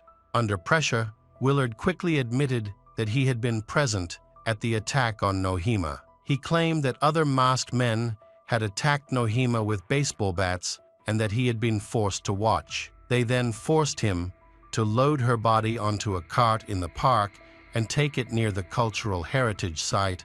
Willard denied any role in the crime. At the same time, police were searching for Noima's car, which was missing from both the school parking lot and the park. When questioned, Willard again spoke of the mysterious masked attackers. He said that after the attack, they forced him to drive Noima's car and left him in a secluded area. However, Willard could not clarify who the masked individuals were, what their motive was for killing the teacher, or how they arrived at the crime scene. His testimony did not convince the police. Police also arrested Willard's friend, 16-year-old Jeremy. Jeremy gave a similar account and denied any involvement in the murder. During the investigation, they discovered a disturbing notebook belonging to Jeremy. After examining its contents, police determined that in the months leading up to the tragic incident, the two boys had been following Noima and recording her actions. They recorded details such as what time she left school, how long she stayed in the parking lot, where she went, and other specifics. These notes revealed a significant part of her daily routine. She would go to the park alone after work, taking the same route every day.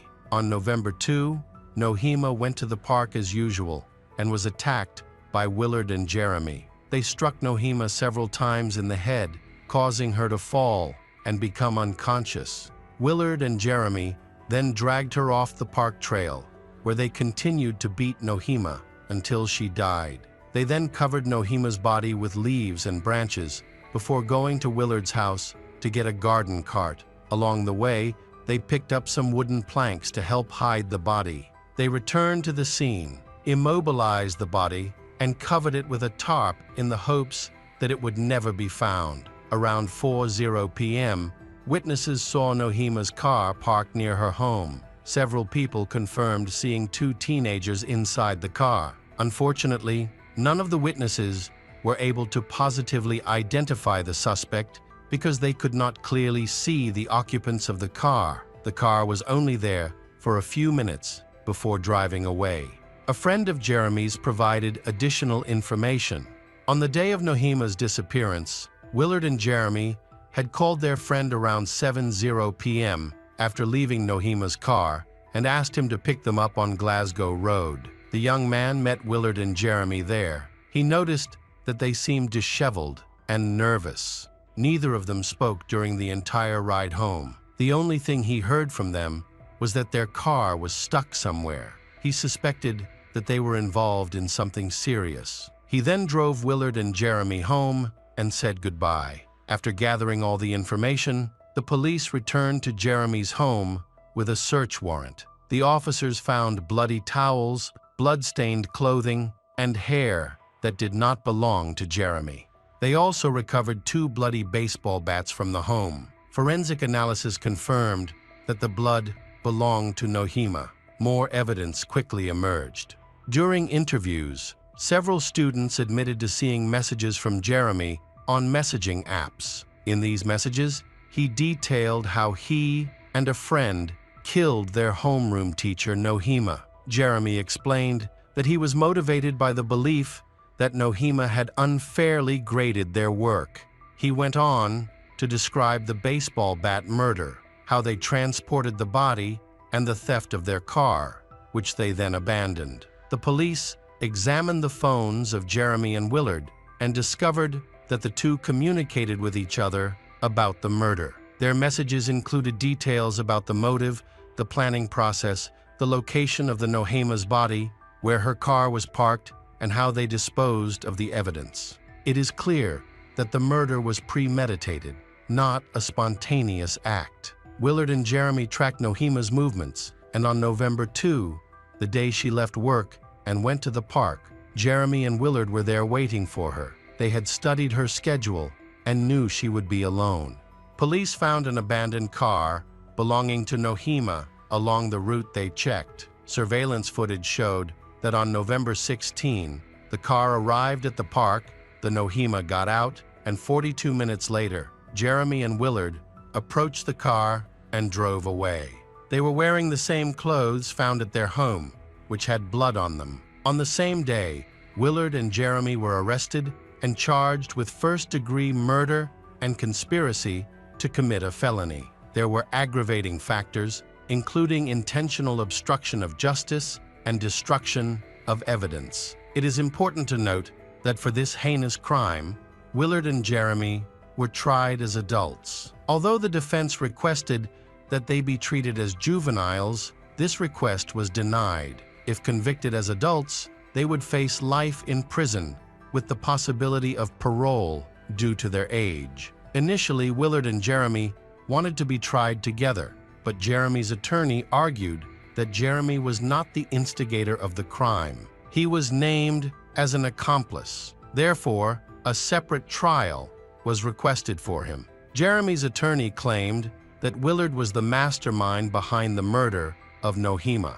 This led to a lengthy legal battle in which Willard and Jeremy attempted to blame each other for the crime. Therefore, it was decided to hold separate trials for the teenagers. The attorneys were successful in moving the trial to a different city to avoid potential bias. Jeremy's defense attorney claimed that he was an innocent young man who was negatively influenced by Willard. However, this argument has been dismissed when it was revealed that Jeremy had bragged about the murder in a text message the day after it occurred, describing his actions and showing no remorse. Jeremy was clearly an active participant in the crime. The lawyer argued that Jeremy was questioned without any adults present, which led him to give up his Miranda rights. These rights inform suspects of their right to remain silent and to have an attorney present during questioning. However, there was no evidence of coercion. Jeremy appeared relaxed during the interrogation and was even offered donuts and coffee. The pressure and intimidation that the lawyer mentioned did not happen during his time with the police. The trial for Jeremy was set for December 5, 2021, while Willard's trial was scheduled for August 21, 2022. On November 2, a hearing took place to confirm the trial's schedule, and Jeremy successfully postponed his trial. The defense team was busy preparing the case materials, and the Supreme Court was also involved. Willard's defense team requested a thorough investigation into the actions of police agencies. This investigation included reviewing police procedures and looking for any violations or inconsistencies. The defense claimed that the police had lied to obtain a search warrant. If they proved this, the lawyers could eliminate certain key pieces of evidence from the trial, preventing them from being presented to the jury during the upcoming hearings. The defense actually managed to block some of the data that the police found on the phone and computer. Attorneys tried to exclude any social media conversations and text messages that contained confessions about the murders. They claimed that Willard and Jeremy may have made up these stories or claimed responsibility for the crimes to gain attention from their peers. However, the defense's efforts were unsuccessful. During the trial, Willard's mother came to court to defend her son. She explained that when police approached her son on November 4, 2021, at approximately 5:30 p.m., they did not inform her of his possible involvement in the murder. She thought he was being questioned like any other student in Noima's class, simply as a witness. Had she known that the police considered Willard a suspect, she would have made sure he had legal representation. She said the police visit took her by surprise. When she took Willard to the police station, she was in a hurry and accidentally took the wrong glasses. As a result, when she was asked to sign some papers there, she could not read what was on them. She told the police about her situation and refused to sign. The police assured her that it was just a formality to request permission to interrogate her son, so she signed without thinking. Now, she complained that she felt cheated. After all that had happened, she was not allowed to see her son because he had been arrested on suspicion of murdering Noima. This situation made her extremely angry with the police's actions. Willard's mother contacted a friend who was a police officer and learned that her son, as a minor, should not be questioned without a lawyer. This information led her to suspect that both she and Willard were being tricked into expediting the case. She believed that Willard's statements were false confessions, coerced by the officers who had left him alone. This violated proper investigative procedures. The mother returned to the police station at approximately 7:30 a.m. and asked the senior inspector to stop speaking to her son, exercising Willard's legal right to do so. The police agreed to her request. However, official reports indicate that the questioning lasted a long time and did not end until 9:30 a.m. The prosecutor's office maintained that they did nothing wrong, explaining that state law allows for the questioning of minors if there is suspicion of their involvement in a crime, especially in serious cases. The police involved in the investigation denied the mother's allegations, claiming that they had clearly communicated the purpose of their visit and search, and that Willard had voluntarily consented to being questioned. However, the mother maintained that she would never have allowed Willard to be questioned without her presence and without an attorney. The prosecution said they had substantial and near-certainty evidence of Willard and Jeremy's guilt, which is why they proceeded confidently and transparently. Their actions were in compliance with state law. In Iowa, police can question minors without their parents present because the parents are likely suspects in the crime. However, if the parents are present, they have the right to request that the questioning stop or have an attorney present. The jury considered statements from Willard's parents and scheduled the trial for March 20, 2023. The defense then attempted to delay the trial again. The attorney argued that his schedule was too tight and asked that the case be postponed until later in the year. This delay was seen as disrespectful to the families of the Noima who were seeking justice. It is unacceptable to them to assume that lawyers are too busy to adjourn the trial. Therefore, this excuse was not considered and the trial proceeded without further delay. The judge therefore set Willard's trial date for March 20, 2023. Jeremy is scheduled to appear in court on May 15, 2023. During this time, Noima's social media page became a memorial page, with many students writing letters in honor of Noima. The trial found that Willard was the one who delivered the first blow, which was not fatal.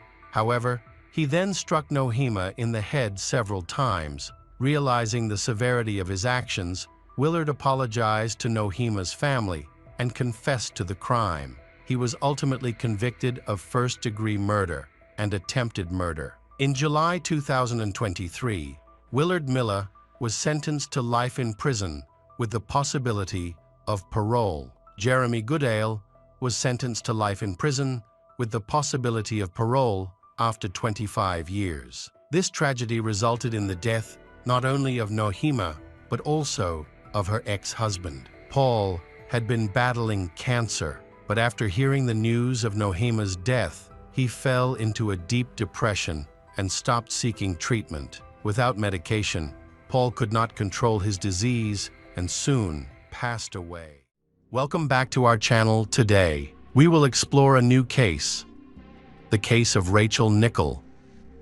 On a sunny July morning, a young woman took her son for a walk in the city park. They planned to go out early, since the day was expected to be hot, while enjoying the summer morning. They strolled along a quiet path by the stream, when a stranger suddenly appeared in front of them. Rachel Nichol was born on November 23, 1968. In London, she was beautiful and artistic.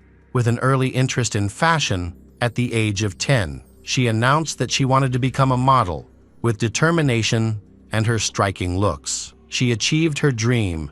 By the age of 20, she was participating in London Fashion Week. But Rachel's success on the catwalk was short-lived. In 1989, she met a Spaniard named Andre Hanscom. This fateful encounter quickly developed into a passionate love affair. Shortly after, Rachel discovered she was pregnant, which made Rachel happy. But at the same time, she knew that she would have to put her modeling career on hold to focus on motherhood. At that time, Rachel began to change her life. In 1990, Alexander was born to young parents who were not married and were in no hurry to enter into a legal relationship. They lived together harmoniously, with Andre earning a good income that allowed Rachel to focus entirely on raising their child. The family settled in a comfortable apartment in southwest London, near Wimbledon Common, where they adopted a dog named Molly and enjoyed a peaceful family life. On the sunny and calm morning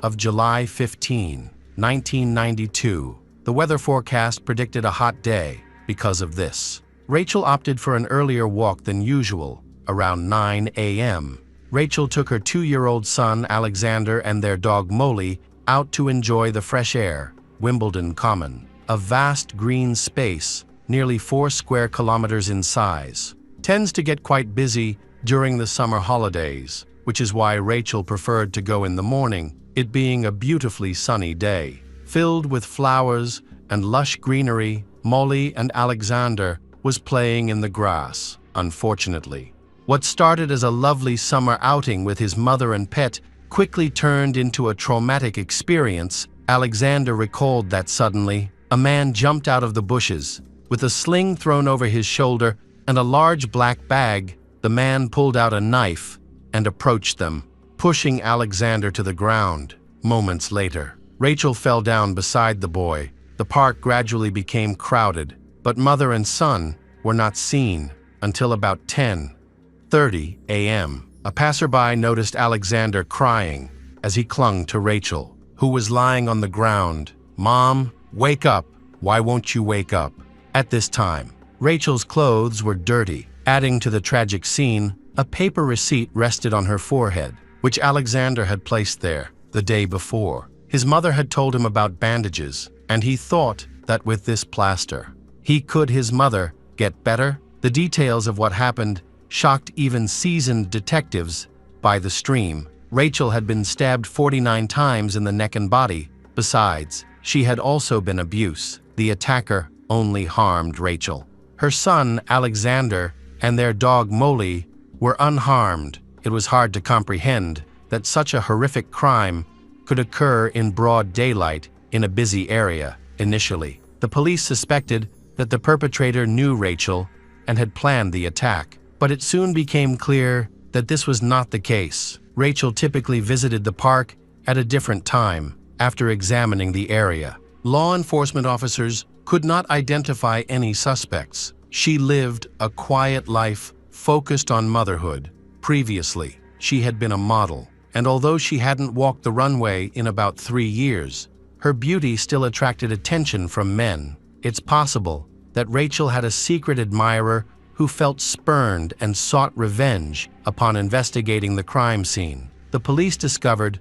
that the only evidence left by the perpetrator was his male reproductive cell. Experts managed to create a genetic profile of the suspect, but in the early 90s, the DNA database was nearly empty, and no matches were found. During their investigation, the police canvassed the park for witnesses, interviewing around 500 people who had been there on July 15 between 9 and 11 a.m., but only one person provided significant information. A witness reported seeing a man around 9:30 a.m. who was washing his hands in a stream and then wiping his jacket. This man was carrying a black bag over his shoulder and which stood out to Alexander. Based on this description, the police created a composite sketch of a young man with short brown hair, approximately 180 meters tall. Although the man's behavior was suspicious, there was no solid evidence linking him to the crime. The only actual witness to the tragedy was Alexander, who was only 2 years old at the time and unable to provide any helpful information to the police. Following the highly publicized murder in the park, journalists became increasingly interested in Alexander. Even trying to interview him at the playground, Andre had a strong alibi. He was at work during the incident. After the tragedy, Andre chose to leave the country, taking his son to live in Spain. After several months of investigation, detectives began to narrow their focus. 32 men were questioned in connection with the murder. The investigation quickly focused on Colin Stagg, a man from Roehampton who was known to walk his dog on the common. However, Colin Stagg came back into focus for the police when they discovered he had previously been fined £200 for being found naked in a park, although there was no physical evidence connecting Colin to the Rachel case. The police concentrated their efforts on him. They even sought the expertise of renowned criminal psychologist Paul Britton to create a psychological profile of the potential killer. Britton's report suggested that the attacker likely chose the victim at random while hiding in the bushes near the path, implying that he might not have known her beforehand. The profile indicated that the attacker was probably between 20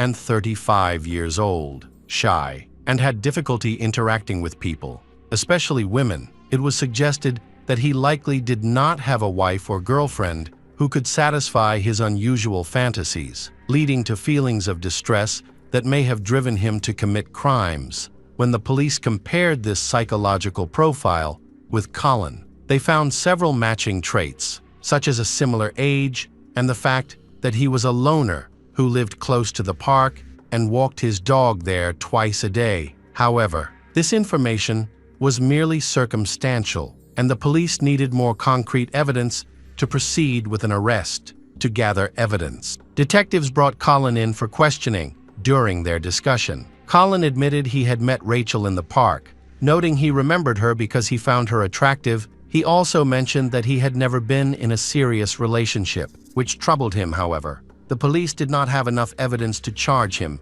so they devised a plan to trap him. They created an operation called Edsel, with an undercover officer named Lizzie James at the center of it. Her goal was to build a relationship with Colin, making him lower his guard, and hopefully he confessed to the crime involving Rachel. To achieve this, Lizzie frequently consulted a criminal psychologist for advice on how to connect with Colin. She developed a relationship with him, going on dates, talking on the phone, and writing letters together. Lizzie told Colin that she liked the occult and unusual experiments. At one point, she directly asked Colin if he wanted to explore some of his fantasies. He responded affirmatively and shared disturbing from violent thoughts. Despite her repeated attempts to get him to talk about the crime in the park, he remained silent. In a private conversation, she suggested she would be willing to sleep with him if he confessed to what he did to Rachel. Colin replied,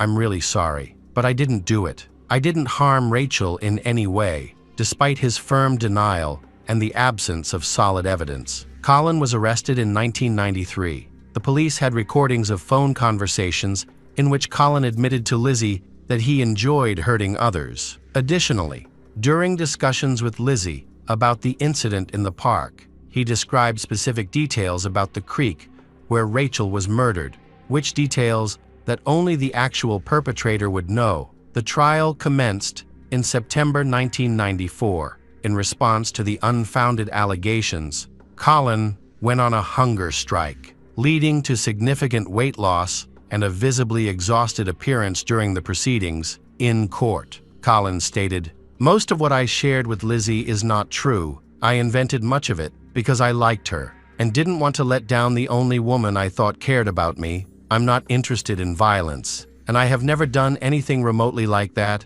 I'm certainly not capable of what happened to Rachel." After listening to both the prosecution and the defense, the judge determined that the police had been overly reckless in trying to obtain a confession through inappropriate investigative methods. The judge concluded that Colin was not involved in the Rachel tragedy and ordered his immediate release in the courtroom. Every year, on the anniversary of the murders, Scotland Yard faces pressure to advance the investigation. In the late 1990s, the Rachel murder was reinvestigated as part of Operation Enigma, which was a nationwide multi-agency investigation into the unsolved murders of 207 women. Under new management, detectives began to collect evidence and files related to the case starting in 2000. In 2006, officers located Robert Napper, who was 40 years old at the time and had serious diagnoses of paranoid schizophrenia and autism spectrum disorder. In November 1993, he was convicted of murdering a young woman named Samantha Bissett and her 4-year-old daughter, Jasmine. He had been held in a secure facility for over 10 years. Robert carefully observed Samantha's movements and poses. One night, he waited for the right moment and entered her home through the balcony door, which was usually left open. Ultimately, Robert positioned Samantha on the bed in a way that reflected how she often appeared during intimate moments with her partner. When the officers examined the crime scenes, they frequently required breaks and assistance from a psychologist, as they had never faced such brutality before. This tragedy occurred 16 months after the attack on model Rachel. Robert was born in 1966 in London. His father, was a driving instructor, and his mother worked as a nursing home assistant. The parents often fought, and these arguments took place in front of the children. Robert had 2 younger brothers and a sister. When Robert was 9, his father left the family for Australia, where he became a fireman. Robert struggled with his parents' divorce. He wrote letters to his father, but over time, their connection faded. The father remembered Robert as a sweet child and believed he would not engage in terrible actions in the future. At school, Robert rarely made friends. He was often isolated, secretive, and aspired to be an astronomer. Classmates described him as living in his own world. His mother noted that Robert frequently hid behind doors to eavesdrop on her conversations with relatives. Afterward, he would confront them, accusing them of making up stories about him. He often lied and fought with his brothers. Additionally, Robert liked to spy on his sister when she was in the shower or when she was just changing clothes in the room. Sometimes, he would throw her back in bed. His mother noticed that her son was behaving strangely and that he had problems with his mental health issues. When Robert turned 11, his mother sent him for a psychiatric examination. After his first therapy session, Robert came home smiling, and the psychiatrist said he thought Robert mentally unwell. He was diagnosed with Asperger's syndrome and began receiving the appropriate treatment. A year later, at age 12, Robert was attacked while walking with 2 younger boys. A stranger approached and forced them into a disturbing situation, which was traumatic for the group. This incident occurred in a park close to Robert's home. Psychologists believe this was the turning point that led to Robert's troubling behavior. His teacher noted that, after the incident, Robert underwent a dramatic change. It was as if he had shut down emotionally. Becoming like a soulless robot, he stopped expressing emotions and responding. He simply sat at his desk, completed his work, and went home. During a literature lesson, the students listened to a recording of a Victorian-era short story about a murder. As they listened, Robert turned pale, began to shake, and sweat formed on his forehead. The teacher initially thought he was having a seizure, but soon everything passed. Sometime later, Robert stole money from his uncle. His mother went to the police and requested that her son be taken to the station, fingerprinted, and treated like a criminal. She hoped this would scare him into changing his ways, but it didn't work. People around him saw him as a nice, normal guy, but at home, he was completely different. Robert had average intelligence and disliked physical work. At 16, he dropped out of school, took courses in catering, and started working as a laborer. He frequently changed jobs and often went months without work, spending time alone in his room. When his mother remarried, Robert immediately disliked his stepfather and refused to speak to him. By the time he turned 18, his behavior had become so troubling that his mother told him he had to leave her house. After that, she did not see him for 5 years. They finally reunited when Robert was living in a rundown room in South London. He told his mother that, 2 months earlier, he had forced a girl into an intimate situation in the park. She was unsure if he was being serious or joking. She contacted a psychiatrist and reported the incident to the police. However, the officers investigated and found no record of anyone reporting an attack in the city park. Surprisingly, they did not even question Robert. They never met or spoke with him. Robert began showing signs of paranoid schizophrenia around the age of 20, which took over his mind. He believed he was a brilliant mathematician who had won a Nobel Prize, had immense power, a multi-million-dollar fortune, and could communicate through telepathy. Robert was convinced that he had not been touched. Robert's first known victim was a 31-year-old woman, a young mother sunbathing in her garden in 1989. After attacking her, he warned, "If you want advice, don't leave the back door open." Over the next 2 years, Robert established a clear pattern of crimes. He typically targeted secluded areas in the park. His victims were usually young, attractive women, often with blonde hair. Notably, Robert committed several attacks in the same locations where he himself had been assaulted at age 12 between 1989 and 1993. He is believed to have attacked at least 11 women. Robert was short, but in great physical shape. He often carried a knife and rope, though he didn't always use them, and kept a weapon at home as he committed more attacks. He became increasingly cruel to his victims after he murdered Samantha and Jasmine. He left a fingerprint at their home, which helped detectives identify the killer as Robert Napper. A storekeeper at the time, Robert was arrested a year later. In May 1994, he was convicted but not sent to prison. Instead, he was sent to a maximum security psychiatric hospital, Broadmoor. Detectives investigating Rachel's case had considered Robert a suspect for some time. On 18 December 2008, at the Old Bailey, Robert pleaded guilty to the manslaughter of Rachel Nichol on the grounds of diminished responsibility. Judge Griffith Williams said Robert would be detained indefinitely at Broadmoor because he was a very dangerous man. There was no prospect of his release. At one point, Andre considered returning to England, but ultimately chose to stay in Spain. Years later, Andre got married, so Alexander got a stepmother and 2 sisters, with the support of his father and family. Alexander successfully found his path in life. Alexander vividly remembers the unfortunate day in a London park. In order to cope with them, he became interested in meditation and eventually became a yoga trainer. He also wrote a book about his mother and his life, according to him. It helped him finally accept his memories and forgive Robert Napper. Colin Stagg, who was wrongfully accused of murdering Rachel, demanded compensation for moral damages and won the case, receiving as compensation £700. Welcome back to our channel. Today, we will explore a new case, the case of April Milsap.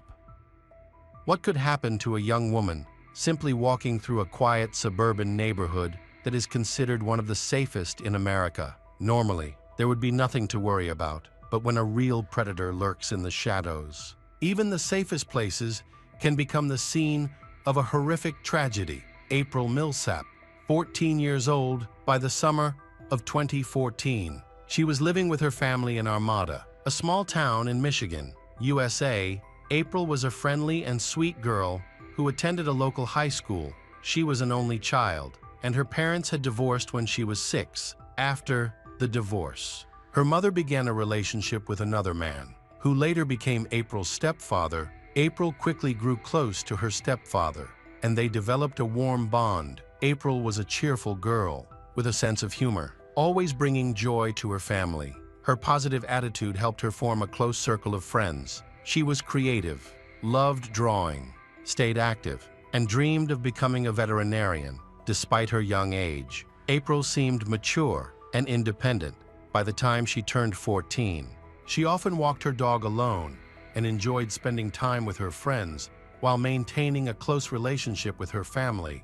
April also had a boyfriend named Austin Schutt, who was a year older than her. They attended the same school and had been dating for about a year at the time of these events. In 2014, the town of Armada had a population of about 1.7 people. It was considered a safe and family-friendly place where everyone knew each other. However, as life sometimes proves, even the safest places can attract danger. Crimes in Armada were rare, but when they did occur, they caused significant alarm. On July 24, 2014, the summer holidays were in full swing.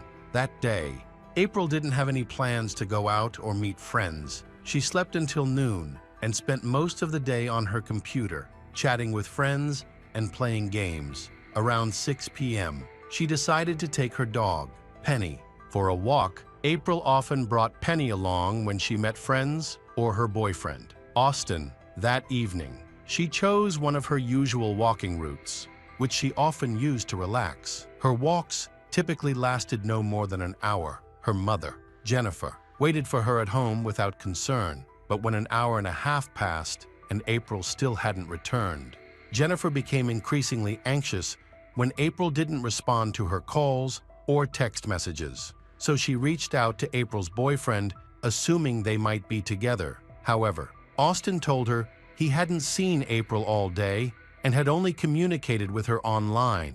Jennifer's worry deepened. and she began contacting April's friends and classmates. But no one knew where April could be. About half an hour later, there was a knock at the door, hoping it was April returning from her walk.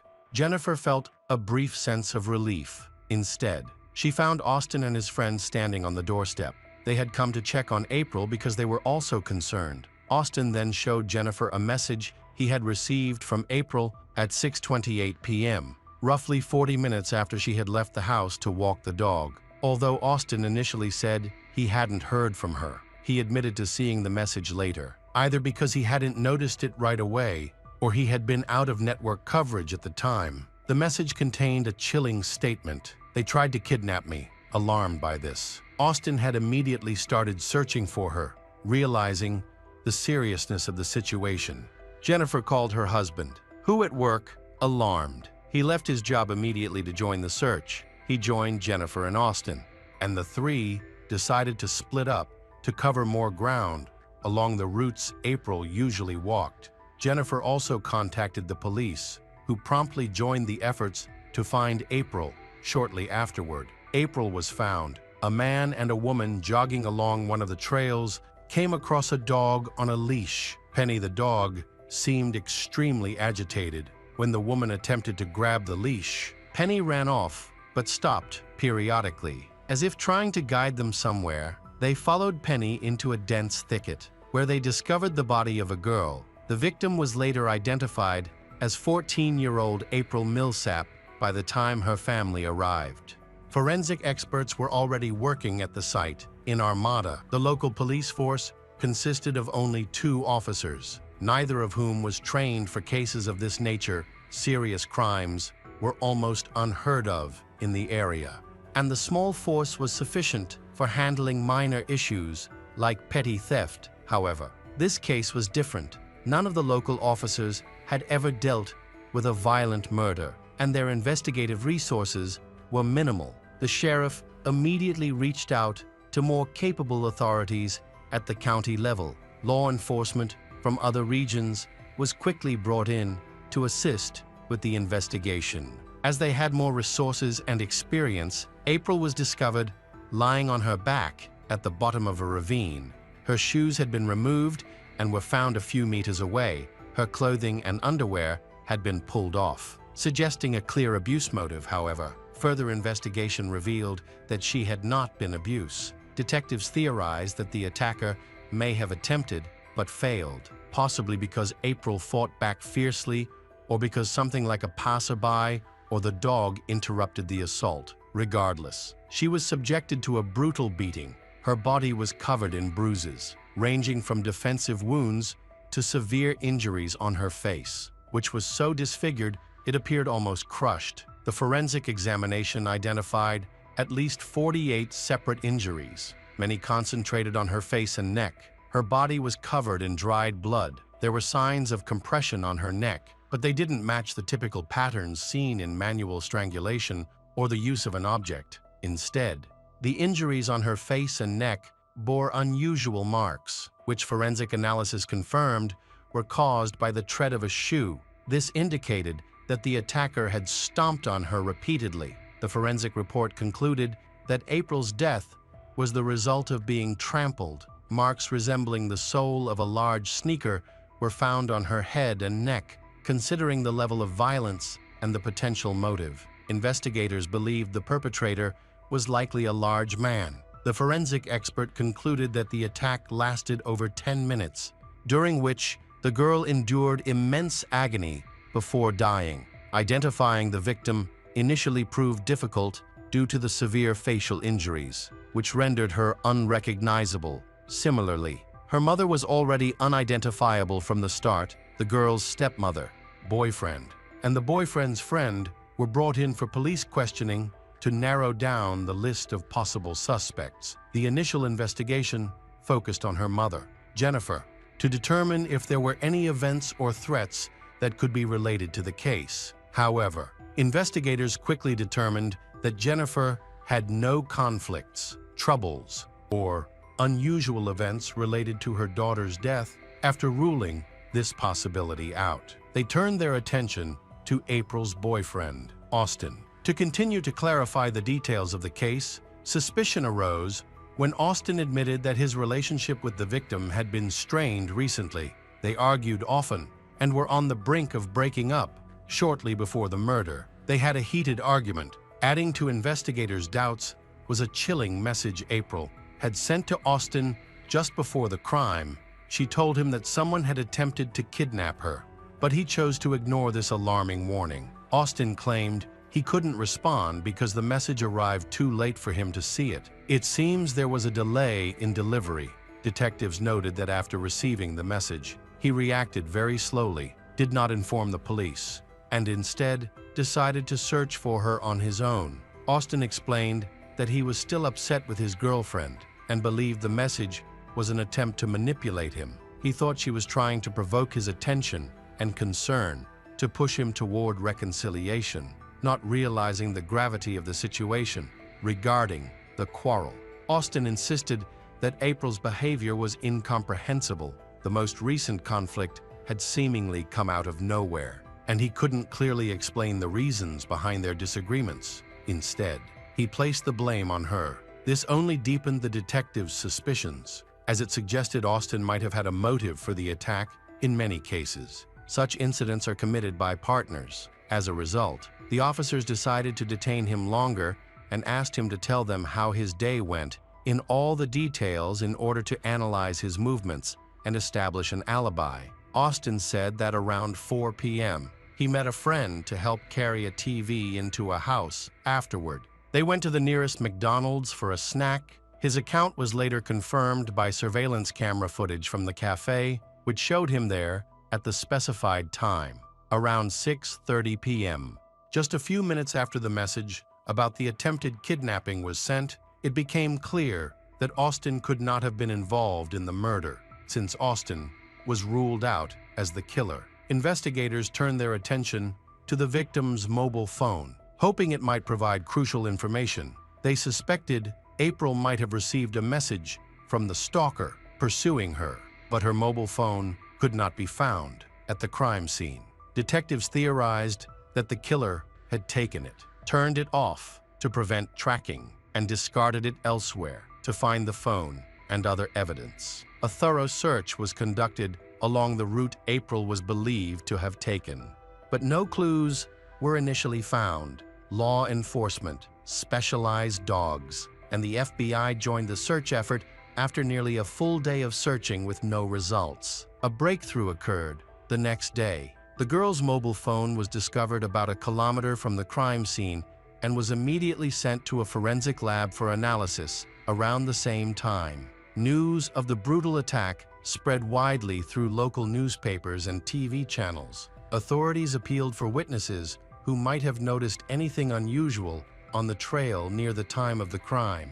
However, in the early stages, this only heightened public fear and anxiety. What shocked people most was the sheer brutality of the attack and the fact that it occurred in broad daylight, leaving everyone feeling unsafe. Then, a girl came forward to the police with potentially valuable information. She explained that around 6 p.m. on the day April was killed, she was at home looking out her window when she noticed a white van she had never seen before passing by.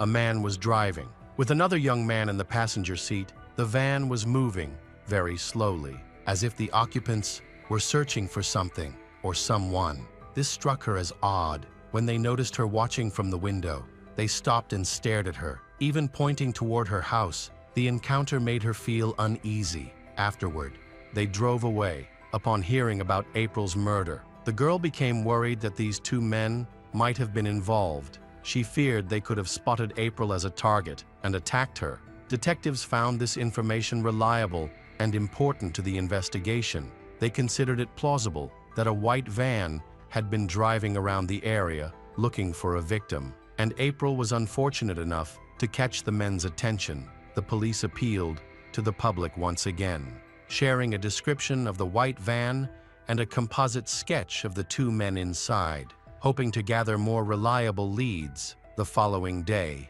a man and his friend contacted the police They admitted to driving a van in the area that evening. They explained that they were construction workers and had been driving slowly through the neighborhood because the driver wanted to show his colleague some houses where he had previously worked. One of these houses happened to be where the girl lived. Their account was verified, and local residents confirmed their story. Clearing them of suspicion, the men were eager to assist the investigation in any way they could. The day after the incident, several people contacted the police to report a suspicious motorcycle and its driver. Witnesses reported seeing a schoolgirl walking her dog along a path around 6:30 p.m. They noted that she wasn't alone at the time. She was accompanied by an older man who was pushing his motorcycle by hand. The two appeared to be walking and talking casually at the time. The witnesses assumed the man was her father, as his behavior seemed calm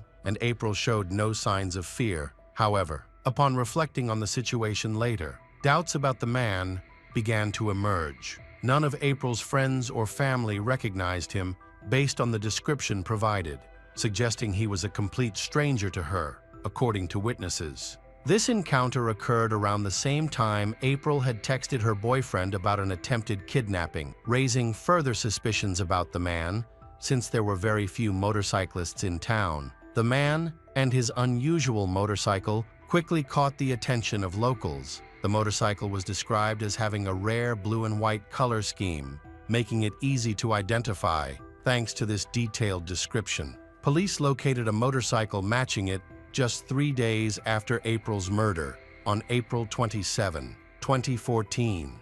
It was found parked in the driveway of a local house. When officers arrived, the motorcycle was still there. The officers approached a man working in the garden, who told them the motorcycle did not belong to him. Instead, it belonged to his 32-year-old friend, James Donald Van Callis, who lived in the neighboring town. About 30 kilometers from Armada, this information was verified. On April 28, officers met with James, the owner of the motorcycle, to question him about his whereabouts on the day April was killed. From the start, James was cooperative and willing to answer all questions. He claimed he had been at a friend's house in Armada during that time, and his friend confirmed the alibi. However, authorities found the alibi unreliable, as the witness was a friend who might have been covering for him. Additionally, there were minor discrepancies in the timeline. When asked about the shoes he wore that day, James provided a pair of white sneakers. However, the tread on the shoes did not match the marks found on the victim's body. Detectives decided to take a closer look at James to eliminate him as a potential suspect. While he had a criminal record, it was not for violent offenses. His convictions included breaking, as well as failing to pay child support, and the robberies occurring in 2005 and 2006. However, upon reviewing James's background, the police uncovered something far more alarming. His father, James Bernard Van Callis, was a registered abuse offender. The elder James Bernard had been convicted of abusing a 13-year-old minor at the time. Both men lived in the same family home.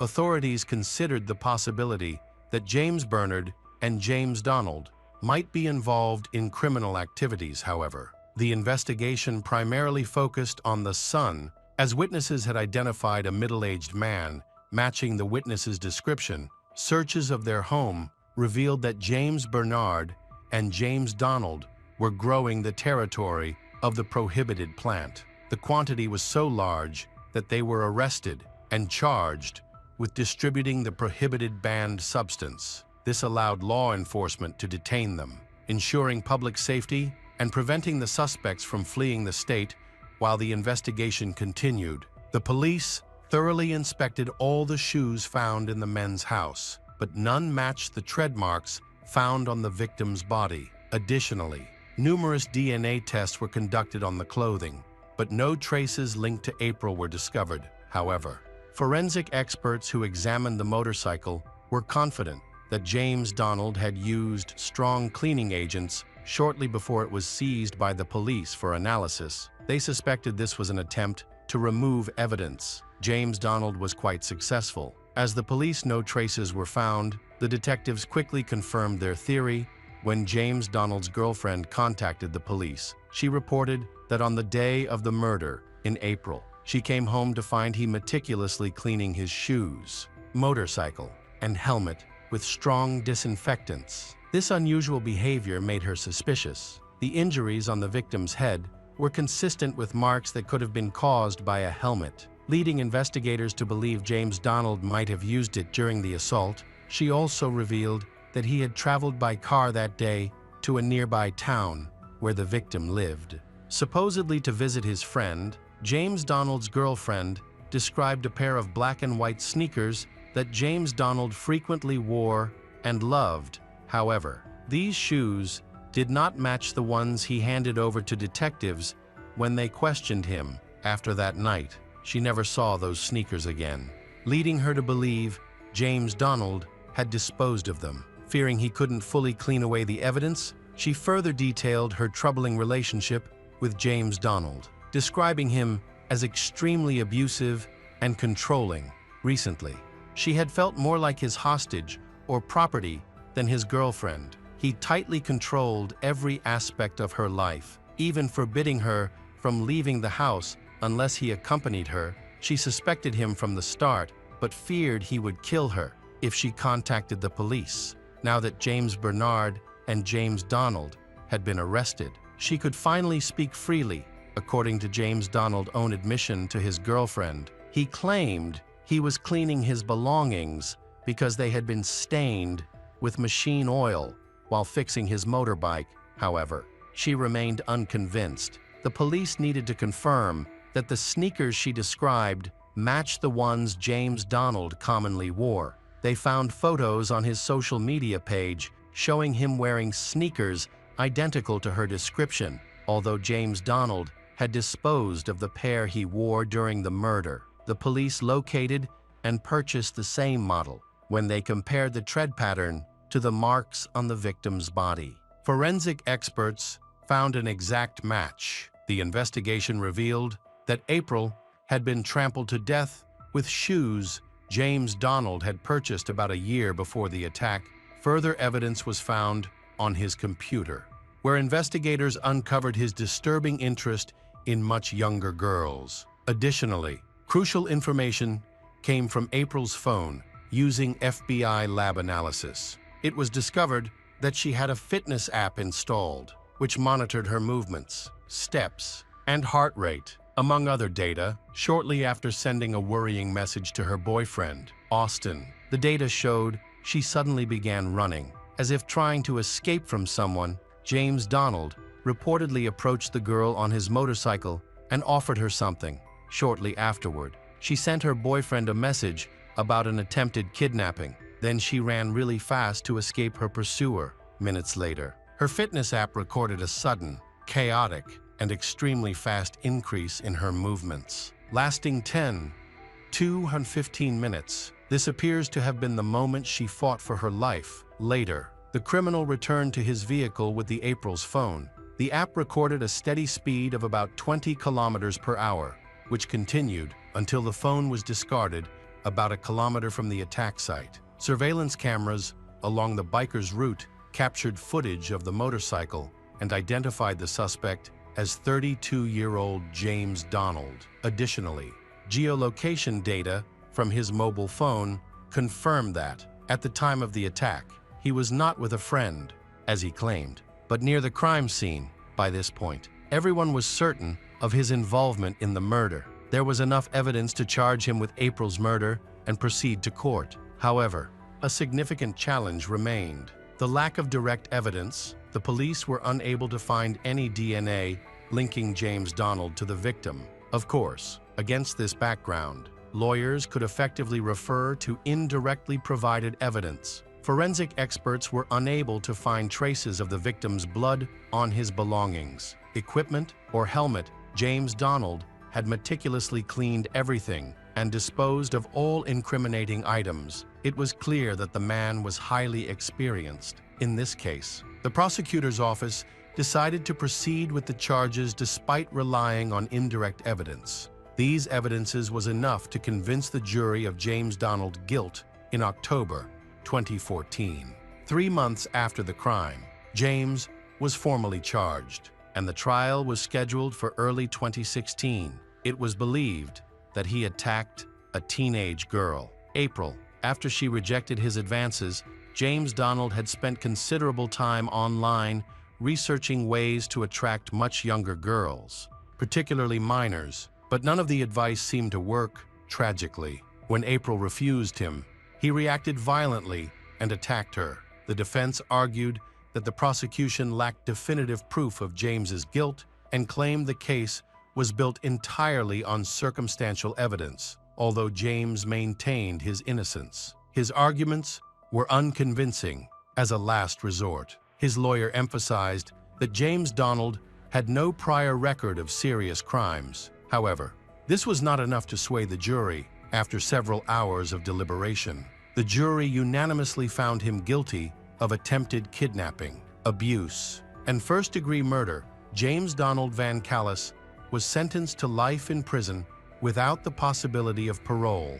During the sentencing, April's mother spoke extensively. She expressed her satisfaction with the court's decision, relieved that the perpetrator would never be released. She was horrified that her child's life had been taken by an adult man simply because his advances were rejected. His actions and intentions were criminal from the start, but the level of cruelty he displayed was unimaginable. Despite this, James refused to admit his guilt or show any remorse. He continued to claim his innocence. Even after his conviction, he attempted to overturn the court's decision by filing an appeal with his lawyer, but it was unsuccessful. Now, he remains in prison for committing a heinous crime against an innocent young girl, April Milsap, in April's memory.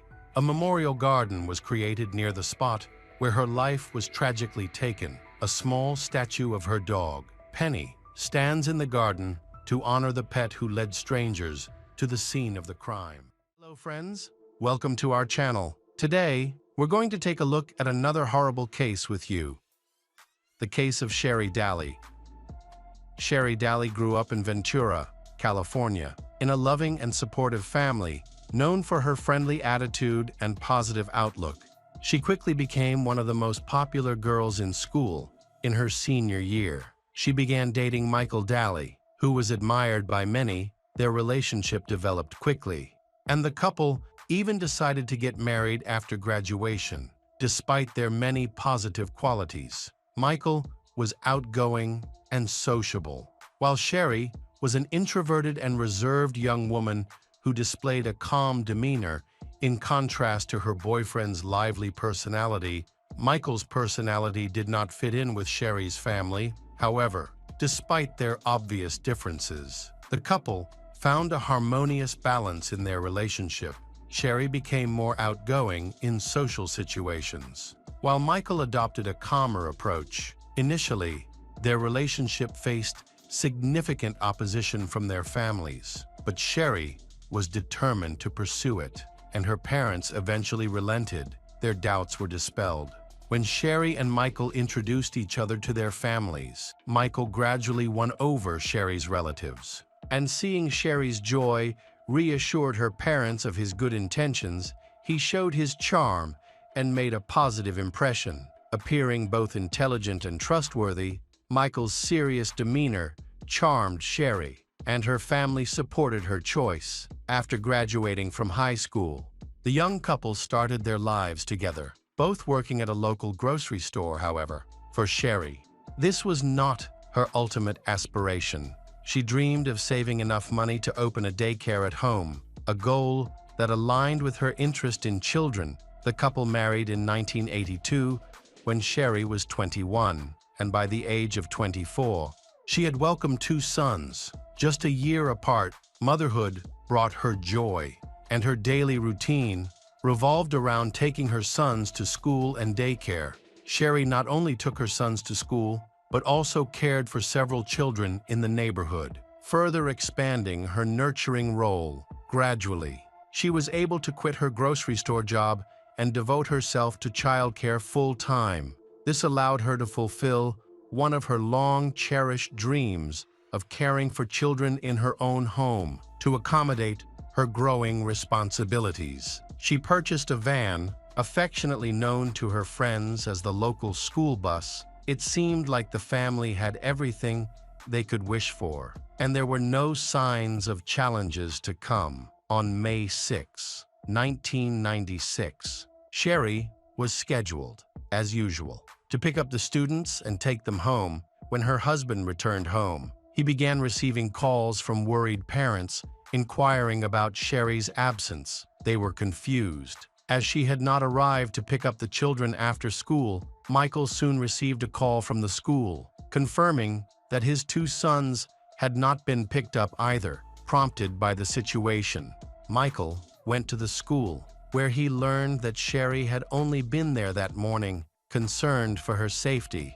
he suspected that she might have been in an accident or had encountered some kind of emergency. He began contacting local hospitals, but there were no reports of injuries matching her description. Feeling the urgency of the situation, he then contacted Sherry's parents, who lived about 120 kilometers away. They also had no idea where she was. Therefore, they decided to notify the police and report Sherry missing. The officers went to the couple's home to conduct a routine investigation and quickly realized that something was wrong. They decided to interview the neighbors, but no one had seen Sherry since she had dropped her children off at school that morning. Sherry usually went to the store around 10 a.m. to do her shopping and then returned home to do her chores. However, on May 6th, this routine was interrupted. She did not return by noon. Concerns prompted them to check the route Sherry would typically take, which led the police to the parking lot where she usually parked. There, they discovered her truck, apparently abandoned in a hurry. With the keys still in the ignition, Sherry's identification was found attached to her keychain, and the Mother's Day gifts she had purchased were scattered across the floor of the car. The doors were unlocked, and there was no sign of Sherry inside. The police later attempted to contact Michael, but he was not home, which they found unusual given the circumstances. Sherry was missing. Yet Michael did not seem anxious to hear from her. Furthermore, they learned that Michael had begun selling items that belonged to Sherry, suggesting that he was not expecting her to return. The police reviewed security footage from both the outdoor parking lot and inside the store. The recordings confirmed that Sherry had gone shopping that morning. Consistent with her usual routine, there was no indication that she was in distress. She was not followed around the store, and no suspicious individuals were seen in the footage. It was evident that something went wrong after she loaded her groceries into her truck. Unfortunately, security cameras did not capture any footage of the parking lot after she approached her car at 9:22 a.m.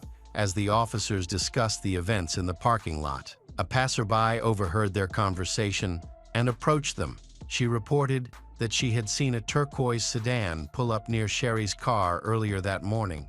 A blonde woman wearing a brown suit and sunglasses exited the vehicle. After a brief conversation with this woman, the witness saw Sherry being handcuffed and taken away in an unknown direction. The woman who arrested her did not appear to be a police officer, and the vehicle's appearance was unusual. It is difficult to determine the circumstances of her encounter with an apparent plainclothes officer. Police quickly became concerned, noting that it was unusual for police to operate in the city without a marked vehicle or uniform while making an arrest. The entire situation raised alarm bells. One officer, who happened to have attended high school with Sherry, stated that he knew both Sherry and her husband Michael well, and asserted that Sherry did not seem like the type of person who would be so serious as to be handcuffed and taken away, especially since the young couple had no prior legal issues. The witness provided a valuable clue. The police quickly searched the databases of all police stations, hoping to find relevant information regarding Sherry's case. However, they found no such records, indicating that this was not an arrest but a kidnapping. The police initially focused their attention on Michael, but then he provided a credible alibi at the time of the kidnapping. He was working at a grocery store, and several employees confirmed that he was on duty. In addition, security footage was reviewed to further verify his whereabouts. During the initial stages of the interrogation, Michael revealed that he had been in a long-term relationship with a woman named Diana. Surprisingly, he mentioned that he did not know her last name.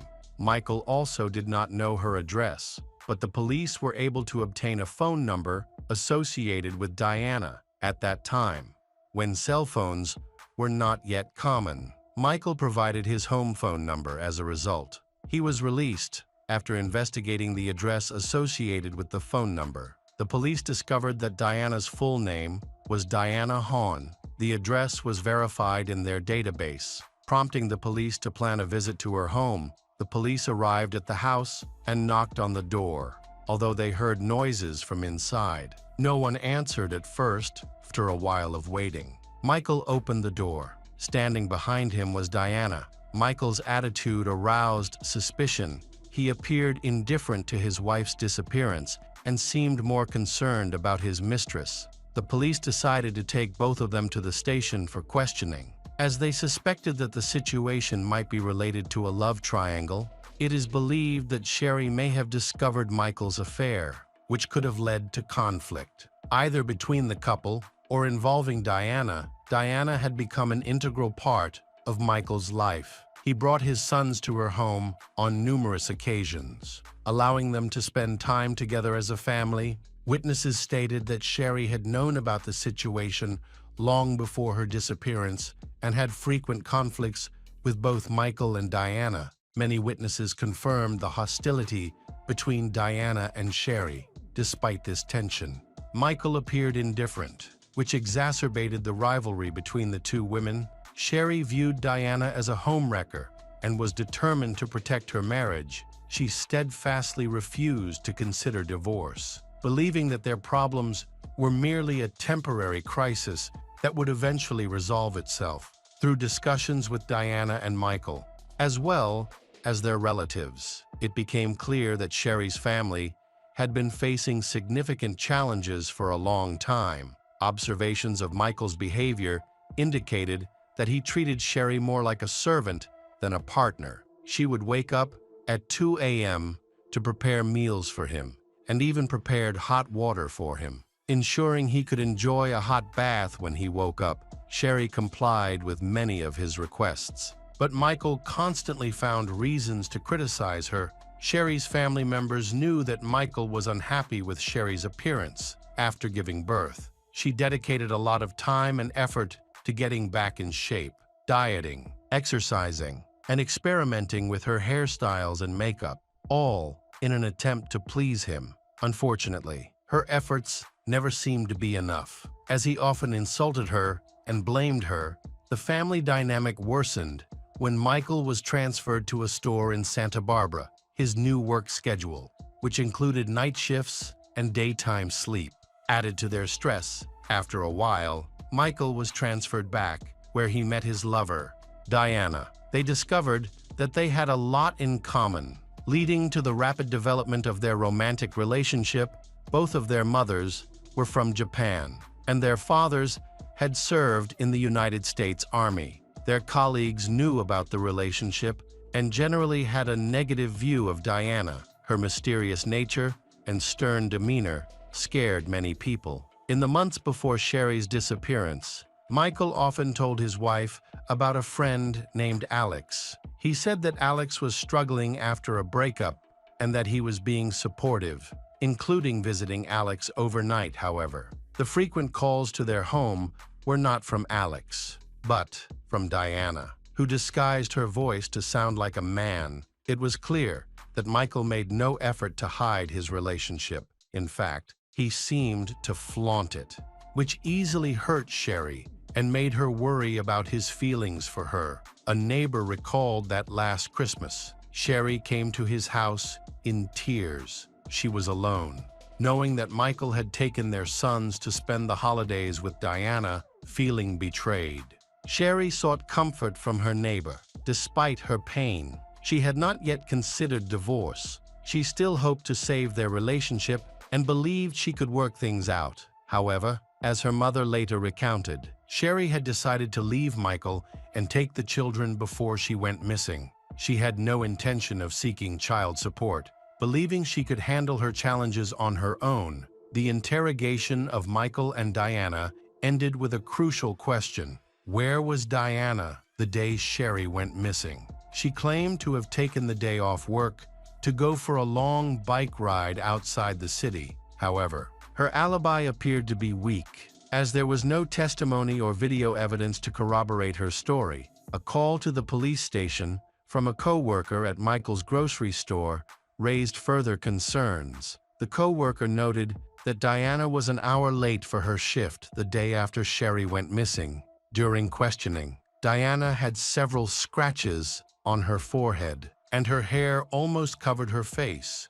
When asked to push her hair aside, it became clear that she was hiding several scratches, which she claimed were from a bicycle accident. However, these looked more like fingernail scratches than the usual injuries from a fall. When the police asked to see her palms, elbows, and knees, areas that are often injured in bicycle accidents, Diana's skin showed no scratches, suggesting that her claim of having fallen off a bicycle was a lie. Despite these contradictions, she stuck to her story. Michael's behavior was equally disturbing. He showed no concern about his wife's disappearance. He did not participate in search efforts and did not attempt to join any groups. He explained that he needed to care for their children during this difficult time. However, this excuse did not seem sincere, especially when he tried to spend time with his mistress, Diana. While leaving the children with his parents, the police are working to gather evidence to charge the suspects. Previously, a witness mentioned that the undercover cop was driving a turquoise car, but she could not remember the license plate number. The police believe that the perpetrators were unlikely to have used their own vehicles and suspect that the car the perpetrator was driving was rented. Therefore, they decided to check local car rental companies. Their investigation revealed that a turquoise Nissan Altima had indeed been rented on the day of Sherry's incident. The police aimed to impound the car for inspection, but it was at a car wash, although the rental company did not require a thorough cleaning of the interior after each return. The Nissan was in worse condition than usual. Employees reported that the interior was in disarray. The back seat was stained, and the side mirrors were torn. At the direction of management, the car was sent for cleaning. After the car was returned, the police inspected the interior. Surprisingly, much of the evidence remained intact, despite the cleaning. When they lifted the rear carpet, they discovered a large stain underneath that looked like dried blood. Consequently, the decision was made to seize the car for forensic examination. During the inspection, bloodstains were found in the trunk and on the seats when they cut the upholstery. The foam material of the rear seats was soaked with evidence, and the bloodstains in the car were sent for analysis. The results later confirmed that the blood belonged to Sherry. Additionally, it was determined that Diana was the person who rented the car. Therefore, the police decided to interrogate Diana again. During this interview, Diana maintained her innocence, sticking to her previously fabricated story during the search. The police found a handbag belonging to Diana, which contained a remarkable photograph. This photo was a professional studio picture of Sherry's family, capturing a family gathering with their children. However, two important details stood out. Diana appeared in the photo next to Sherry. As the police unraveled the complexities of the family's relationships, they began to uncover Diana's many intrigues. In Diana's handbag, a piece of paper was found with Sherry's name and her bank account number. Further investigation revealed that Diana had studied and practiced witchcraft. Diana had confided to a colleague about her intention to sacrificial someone on Michael's birthday, which raised significant concerns. Michael's birthday was only a few days after Sherry's murder, making these developments even more suspicious. In this context, Diana expressed a desire to speak to Michael In response, the police organized a discreet meeting. They agreed to let Michael into the interrogation room. Their conversation was being recorded, and they did not seem to know it. They spoke in a very relaxed manner. The police could clearly hear their discussion, which provided valuable insights into the case. Diana expressed her frustration with Michael, accusing him of putting her in a dangerous situation that could have led to her arrest. She repeatedly questioned him about why he had placed her in these circumstances. The couple was clearly looking for a way out of this complicated situation and was trying to find a means to avoid punishment. Michael then made vague statements and urged Diana to tell the truth to the police, stressing that she had nothing to worry about. They attempted to stage a misleading conversation to distract the police. They had no idea that important information had reached police. Michael was then escorted out of the interrogation room, and the discussion continued with Diana, who was pressed to explain her possession of a piece of paper with the bank account number. In her defense, Diana claimed that Sherry had abandoned the children and that the account was necessary to purchase necessities for them. However, her explanation lacked credibility. The police believed that Diana was lying. After investigations, they learned that Sherry was a good woman. Many of her acquaintances described her as a loving mother to her children, and there was no sign of her mistreating them. It was clear that she was trusted to look after the children of her neighbors and other households, which reinforced the belief that she would not abandon her own children. Despite this, Diana continued to try to portray Sherry in a negative light. The police realized that Diana was involved in Sherry's case, but they felt they did not have enough evidence to arrest her or file charges. Therefore, they allowed her to go home while the investigation continued.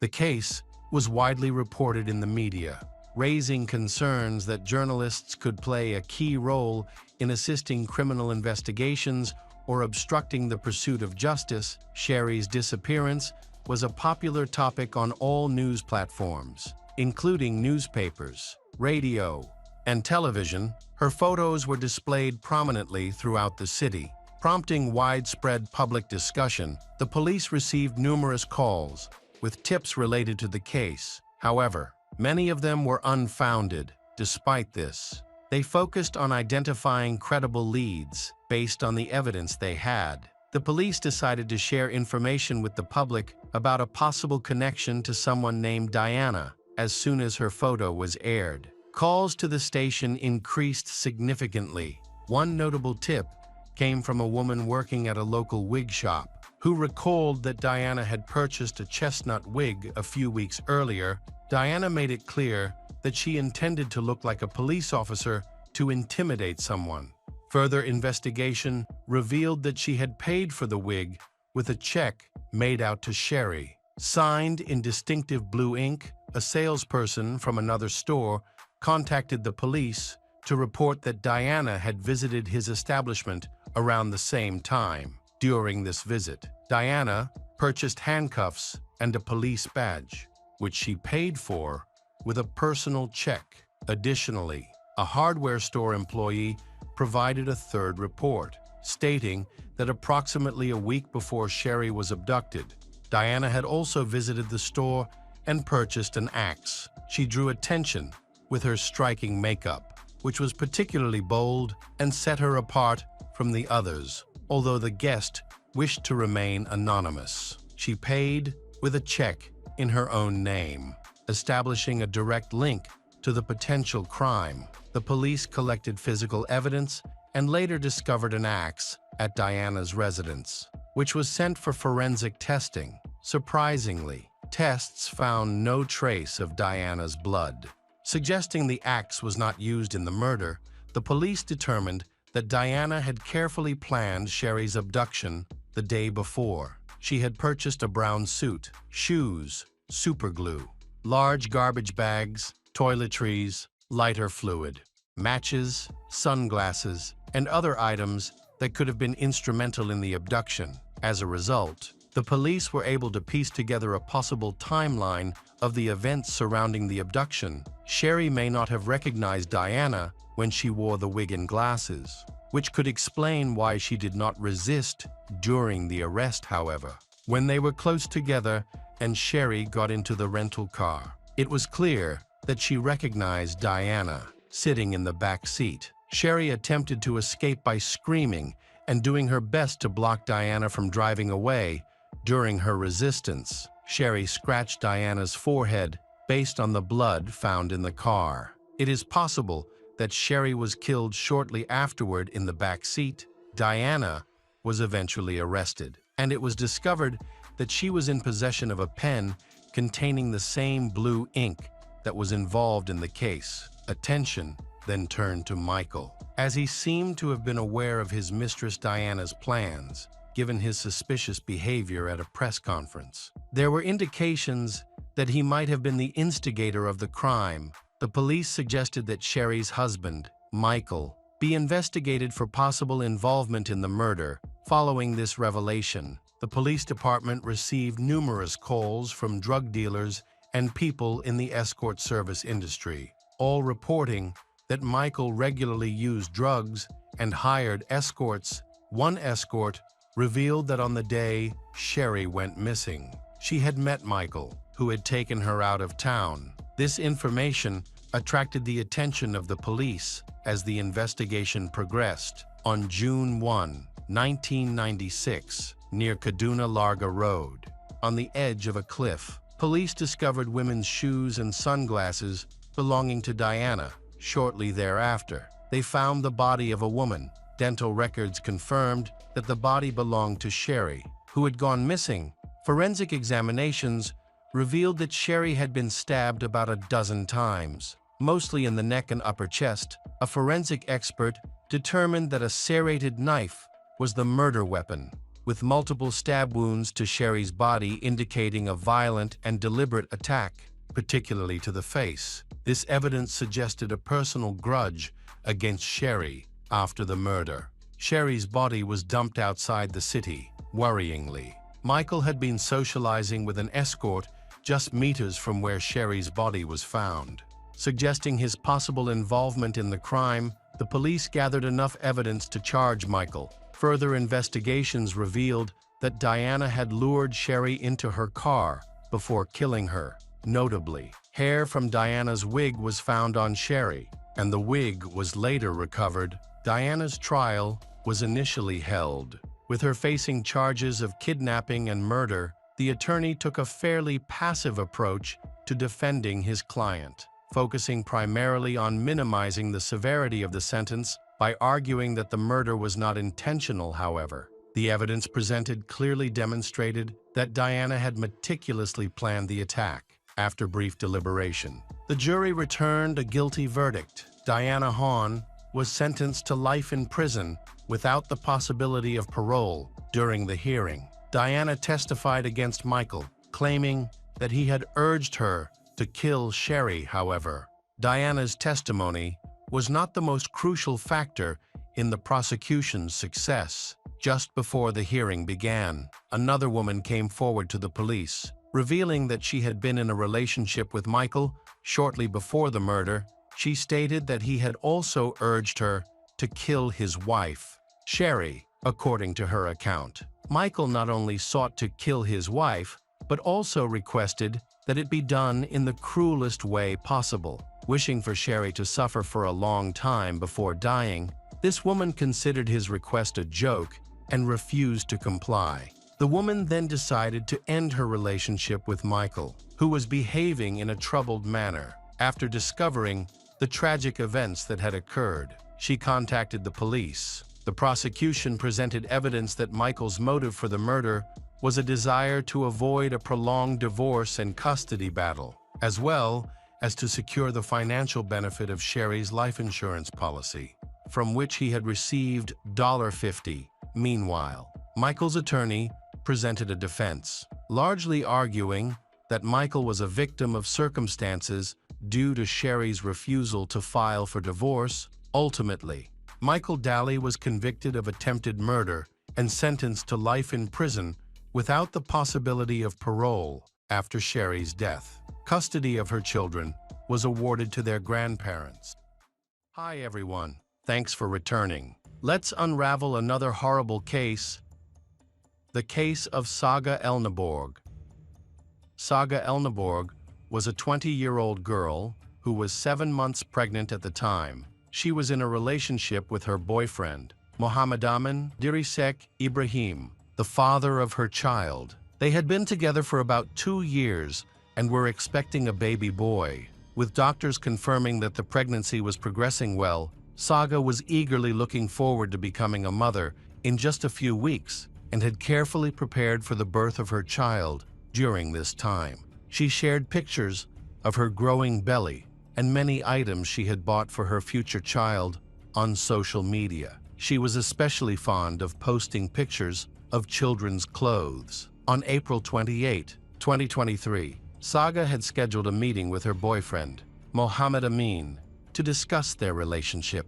That day, she informed her mother that Mohammed Amin was planning to visit her home, so Melissa decided not to interrupt their conversation. Saga's family was very cautious about her relationship with someone from a different culture, especially since they knew that challenges could arise when meeting Mohammed Amin's family from Somalia. At that time, Mohammed Amin was standing outside Saga's apartment door when he entered the house. Saga began to share some of the problems they were having in their relationship. Saga still loved Mohammed Amin and wanted their relationship to succeed. However, she felt uncomfortable when he often hid her from his parents, which caused conflicts between them. On April 29, 2023, at around 1 p.m., Saga's mother, Melissa, came to her daughter's apartment to support her and help gather her belongings in preparation for the arrival of her grandson. When Melissa arrived at the apartment, she was talking on the phone with her other daughter. She rang the doorbell several times, but no one answered, which surprised her. She knocked on the door, used the intercom, and even called Saga's phone and sent a text message. What puzzled she was that there was still no response from Saga. She thought that her daughter might have forgotten about her visit and gone out to run an errand. Although Melissa had a spare key, she noticed that the door was unlocked as she approached, which seemed very suspicious. Saga was always careful to lock the door. Even when she stepped out for a moment to get the mail or do the laundry, there was no way she would leave the door open. When she entered the apartment, Melissa heard the sound of running water in the kitchen, so she rushed in to turn it off. She called out to her daughter, but there was no answer. When Melissa entered her daughter's bedroom, she found the lights off, and the darkness made her feel uneasy. When Melissa turned on the light, she was horrified to see her daughter lying on the floor. Saga was there, with a light cord wrapped around her neck. The scene was even more terrifying because a heavy table had fallen over. Melissa rushed to her daughter's side, pushed the table aside, and carefully removed the cord from her neck. She then called emergency services while attempting to give her daughter first aid.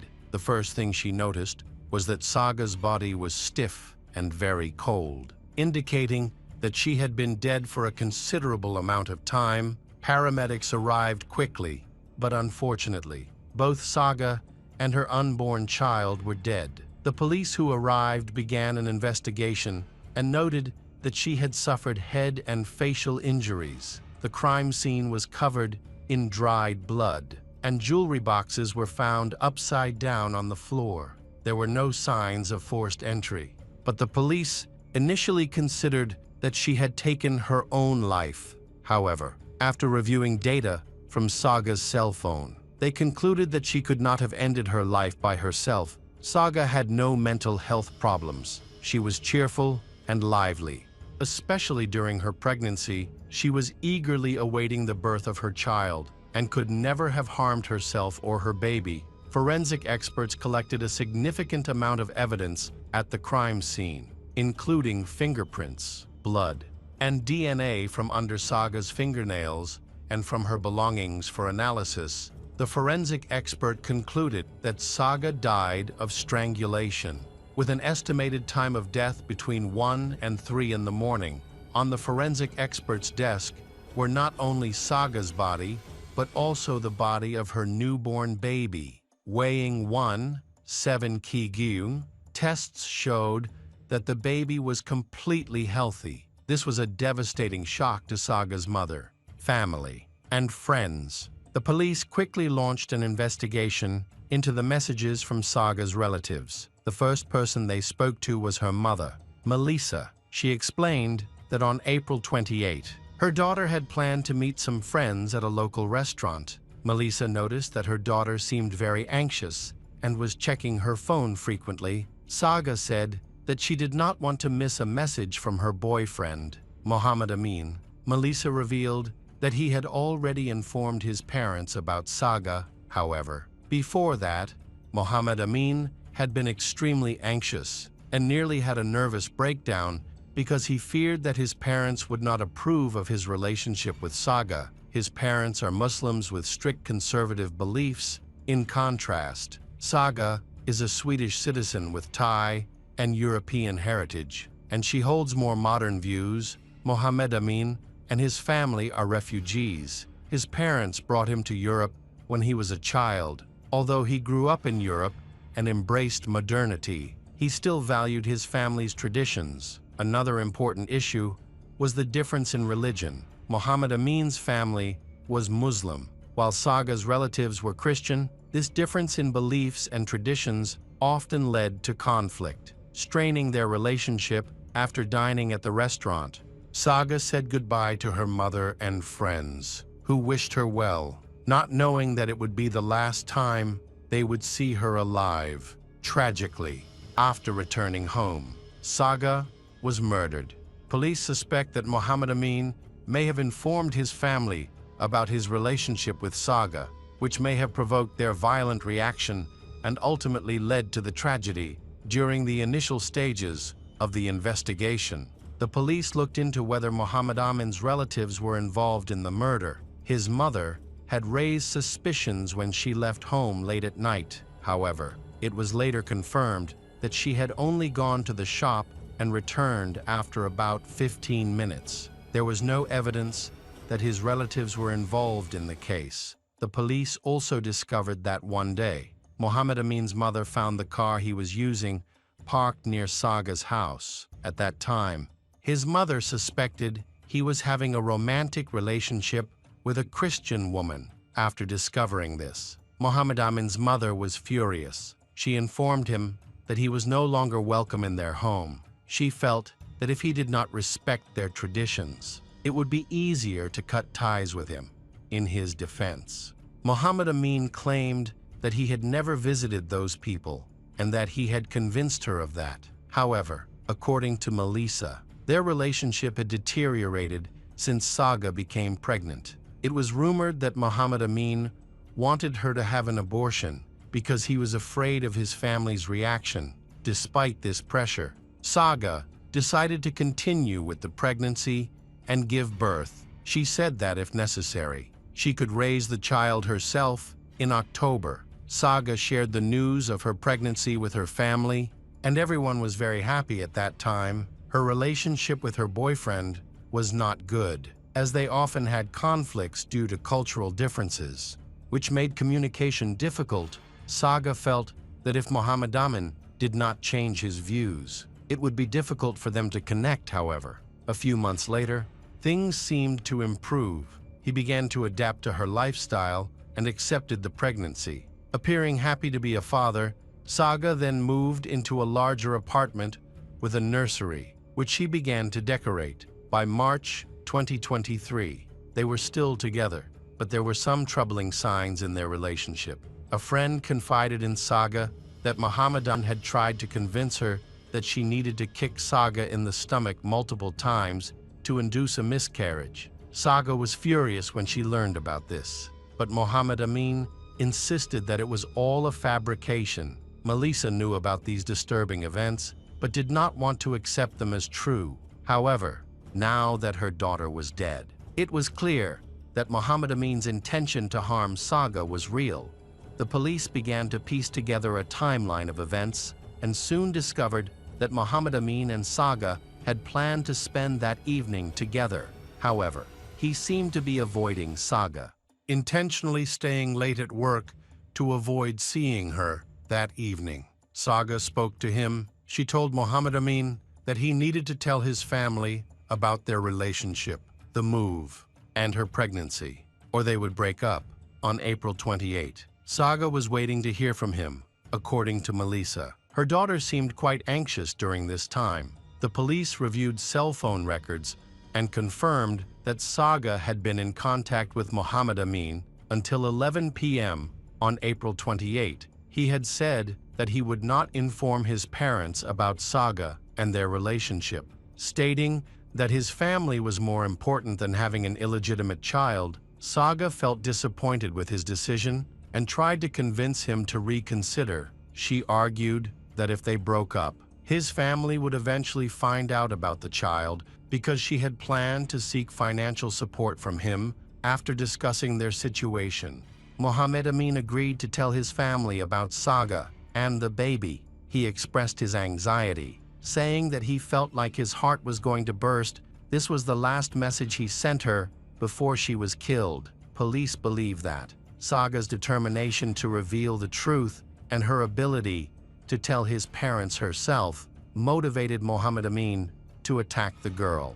He remains the only suspect in the case. Mohammed Amin was brought in for questioning. He claimed he had nothing to do with the incident and stated that on the night of the murder, he had returned home to confess to his parents about his relationship with Saga. However, geolocation data showed that this was not true.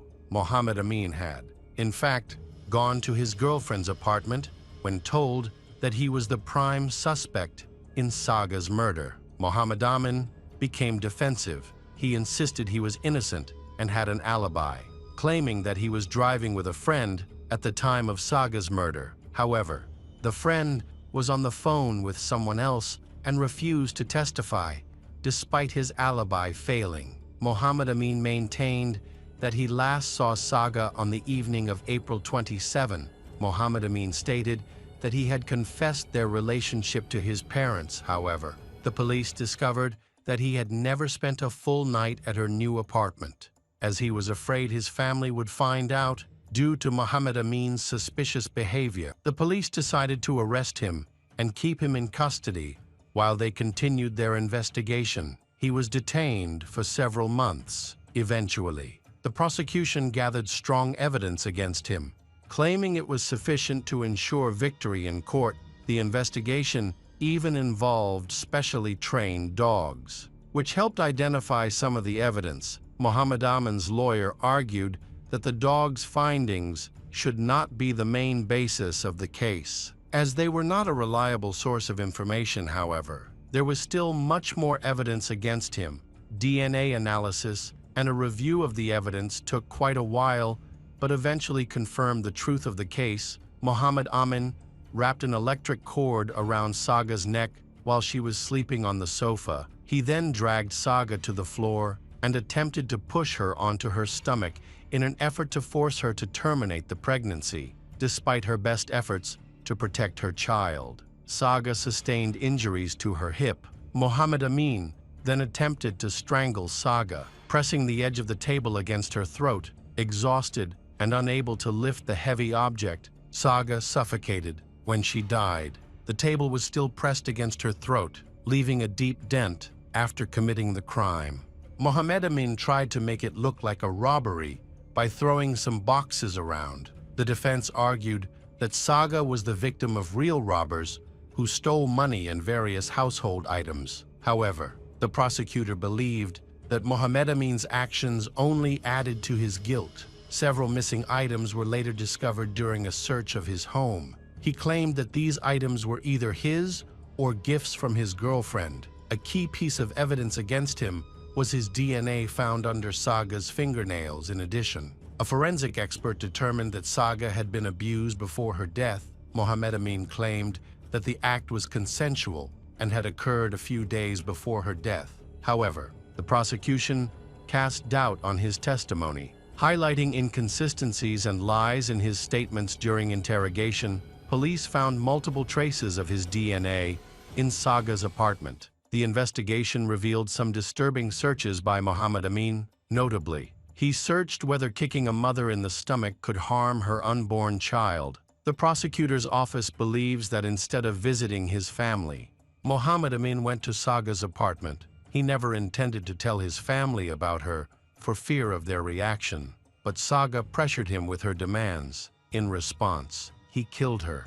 Motivated by fear of his parents, the defense argued that the DNA found under Saga's fingernails could have been there long before the murder. However, Melissa, Saga's mother, insisted that her daughter was very clean and had showered shortly before her death. She knew this, especially during Saga's pregnancy. As her daughter was meticulous about her personal hygiene, it is clear that Saga had showered and changed into clean clothes, meaning that the DNA evidence found on her body and belongings was still fresh and must have been left behind during the attack. Curiously, after Saga's death, Mohammed Amin quickly deleted her from Snapchat and removed his social media accounts. The police found that he was trying to hide his connection to the crime. Fortunately, the deleted data was easily recovered and added to the evidence against him.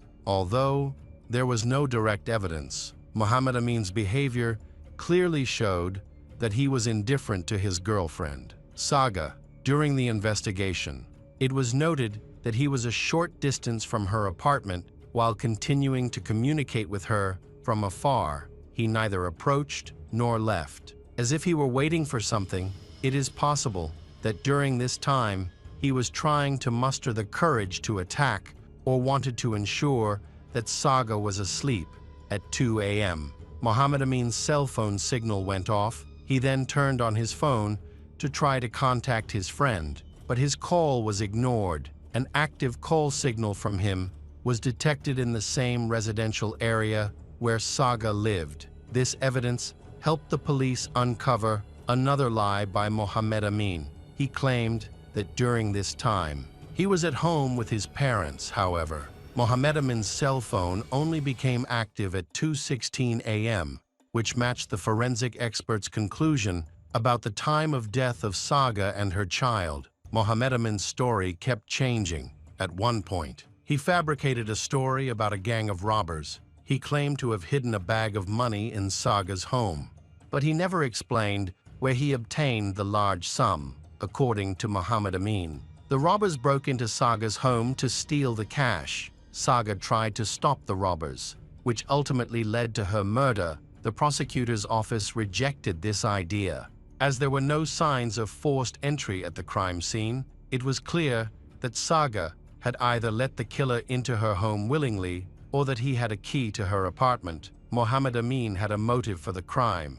During his 9 months in prison, he never confessed and steadfastly denied any involvement. However, the prosecutor's office gathered a significant amount of evidence, both direct and indirect, to support their case. Although he did not admit to the crime, he expressed fear about telling his family about Saga. He claimed to love her and even the child, but he believed his conservative parents would disown him for dating a European girl. After hearing arguments from both the prosecution and the defense, the jury deliberated on the verdict. On June 9, 2024, they unanimously found Mohammed Amin Abdirisek Ibrahim guilty of the premeditated murder of Saga Elniborg, and he was sentenced to life in prison. Despite this, he maintained that he loved both Saga and his unborn child. Claiming that he never intended to harm them, he insisted that violence was not part of his character and that this was the first crime he had ever committed. The investigation revealed that Mohammed Amin had been seeing other women regularly during the 2 years of his relationship with Saga. Although he denied any extramarital affairs, evidence showed that he had numerous meetings with different girls, some of which became intimate. This information further tarnished his reputation. His defense attorney, meanwhile, argued that Mohammed Amin was innocent and that Saga had been the victim of an attempted robbery. The attorney promised to fight for his freedom and intended to appeal the jury's decision. An appeal was filed shortly after the decision was announced, but the final outcome remains unclear. Although Mohammed Amin was charged with Saga's murder, he was never charged in connection with the death of his unborn child, which angered Saga's family. The investigation attracted considerable public and media attention. The tragedy once again highlighted issues surrounding migrants, especially those from Muslim countries, who have been arriving in Sweden more frequently in recent years. Many people have noted that these migrants struggle to integrate into European society and often refuse to accept individuals from different cultures. A violent murder arising from cultural and religious differences sparked public outrage and prompted calls for government action. Some defended Mohammed Amin, claiming he was innocent. His family argued that he had no violent tendencies, and many believed in his innocence, offering him strong support. According to relatives, Mohammed Amin was not ready to be a father, but he maintained that he loved his girlfriend and son, even after their tragic deaths.